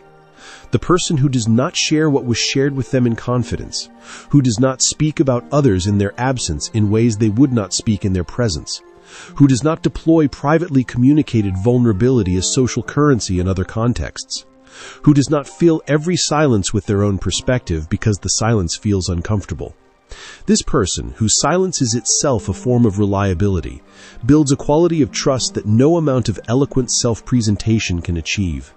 Because the trust is not based on what they have said about themselves, it is based on the observed pattern of what they have not said. And the evidence of consistent restraint is the most convincing possible testimony to the kind of person they actually are. Intimacy is also built through silence in ways that most people do not fully understand.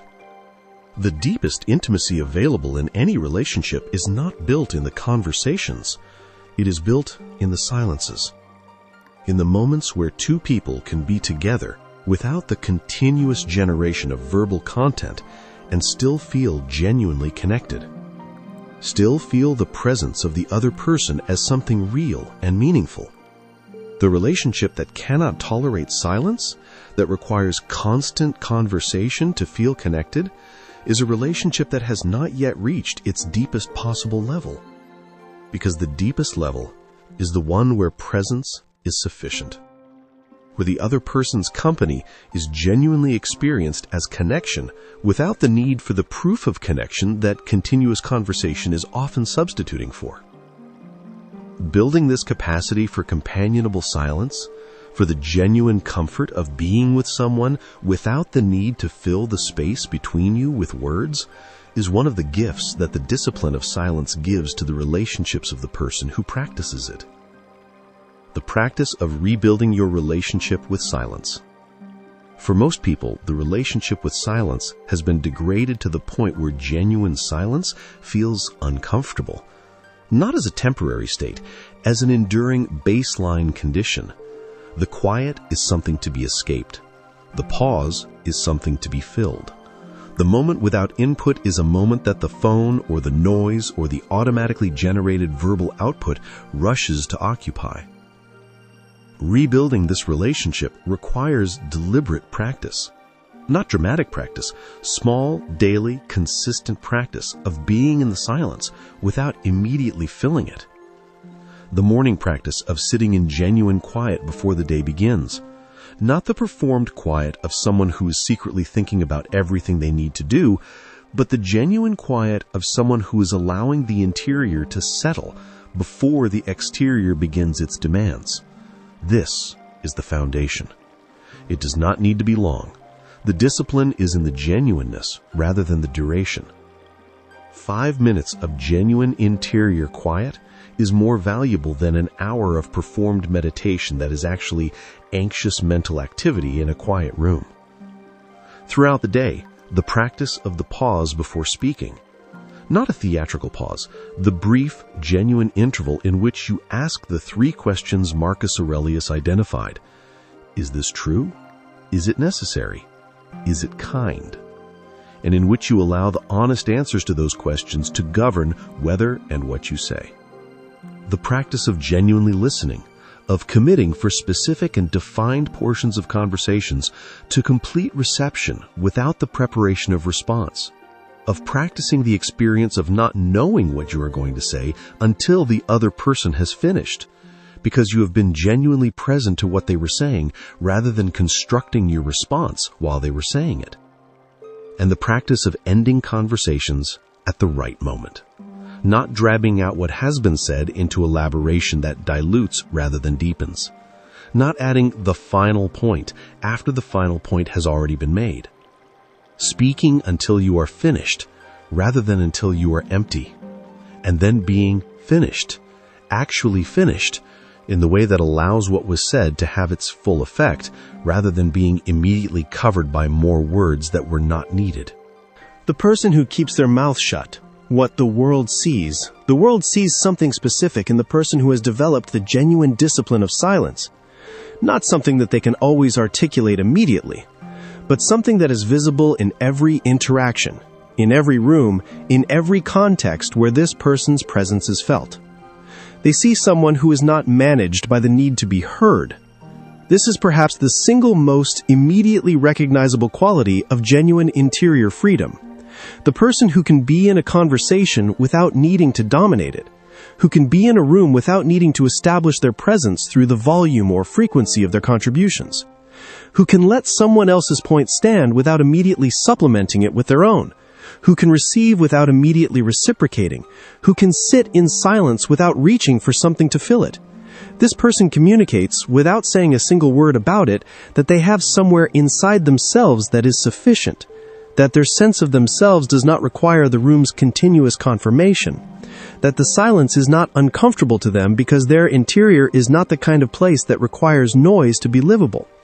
And this quality, this genuine interior sufficiency, visible in the discipline of not needing to speak, is one of the most compelling things that the people around them experience. Not because it is performed or strategic, because it is genuine, because it is the visible expression of an interior life that has been genuinely tended. People trust this person, not because they have said trustworthy things, but because the observed restraint of their speech is itself evidence of the kind of interior discipline that trustworthiness is built from. The person who does not speak carelessly is also the person who does not act carelessly. The person who keeps confidences in what they say is also the person who keeps commitments in what they do. The discipline of silence and the discipline of integrity are, in the Stoic understanding, expressions of the same underlying interior quality. People seek out this person, not because they are the most entertaining or the most constantly engaging, but because being in their presence produces something that the company of talkers cannot produce. The experience of being genuinely received, of having the space to actually think and actually feel without the continuous management of someone else's verbal output, of being with a person who is genuinely here rather than perpetually broadcasting. This is the person the discipline of silence builds over time, through genuine practice, through the daily, unglamorous, consistently demanding choice to say less than the impulse would generate, to listen more than the need to be heard would allow, to let the silence do the work that words would have done less well. The most powerful statement you will ever make.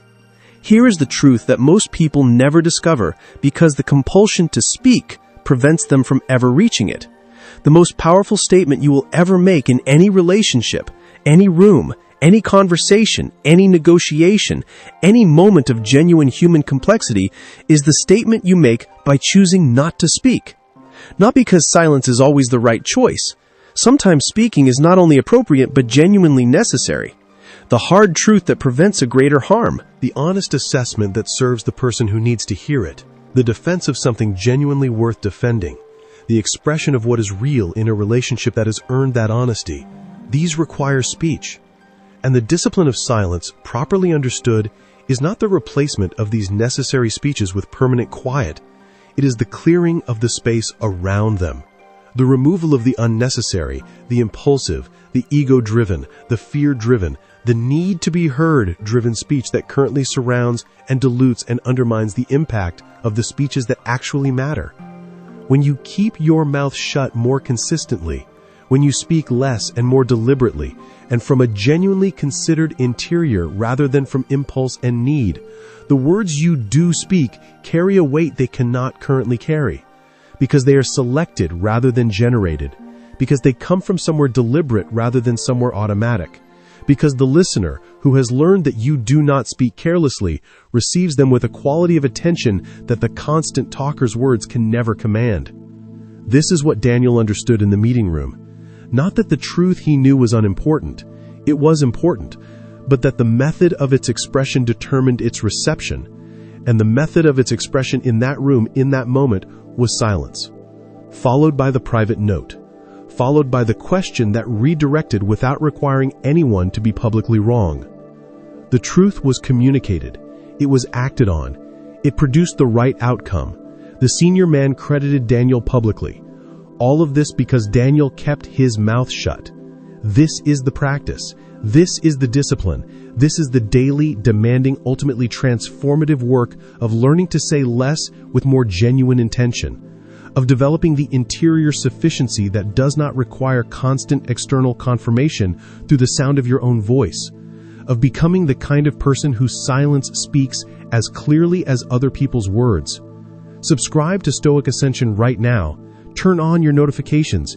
Every single video on this channel is built for exactly this depth. The complete, philosophically grounded, practically applied wisdom of building the kind of interior life that transforms every relationship, every room, and every dimension of your experience as a human being. What comes after this builds directly on everything you just heard. Every video goes deeper. Every video takes the philosophy further into the practice of a life genuinely worth living. Your words are your most public expression of your interior life. Choose them accordingly. Choose when to use them and when not to, with the same care you would give to any other decision that defines who you are.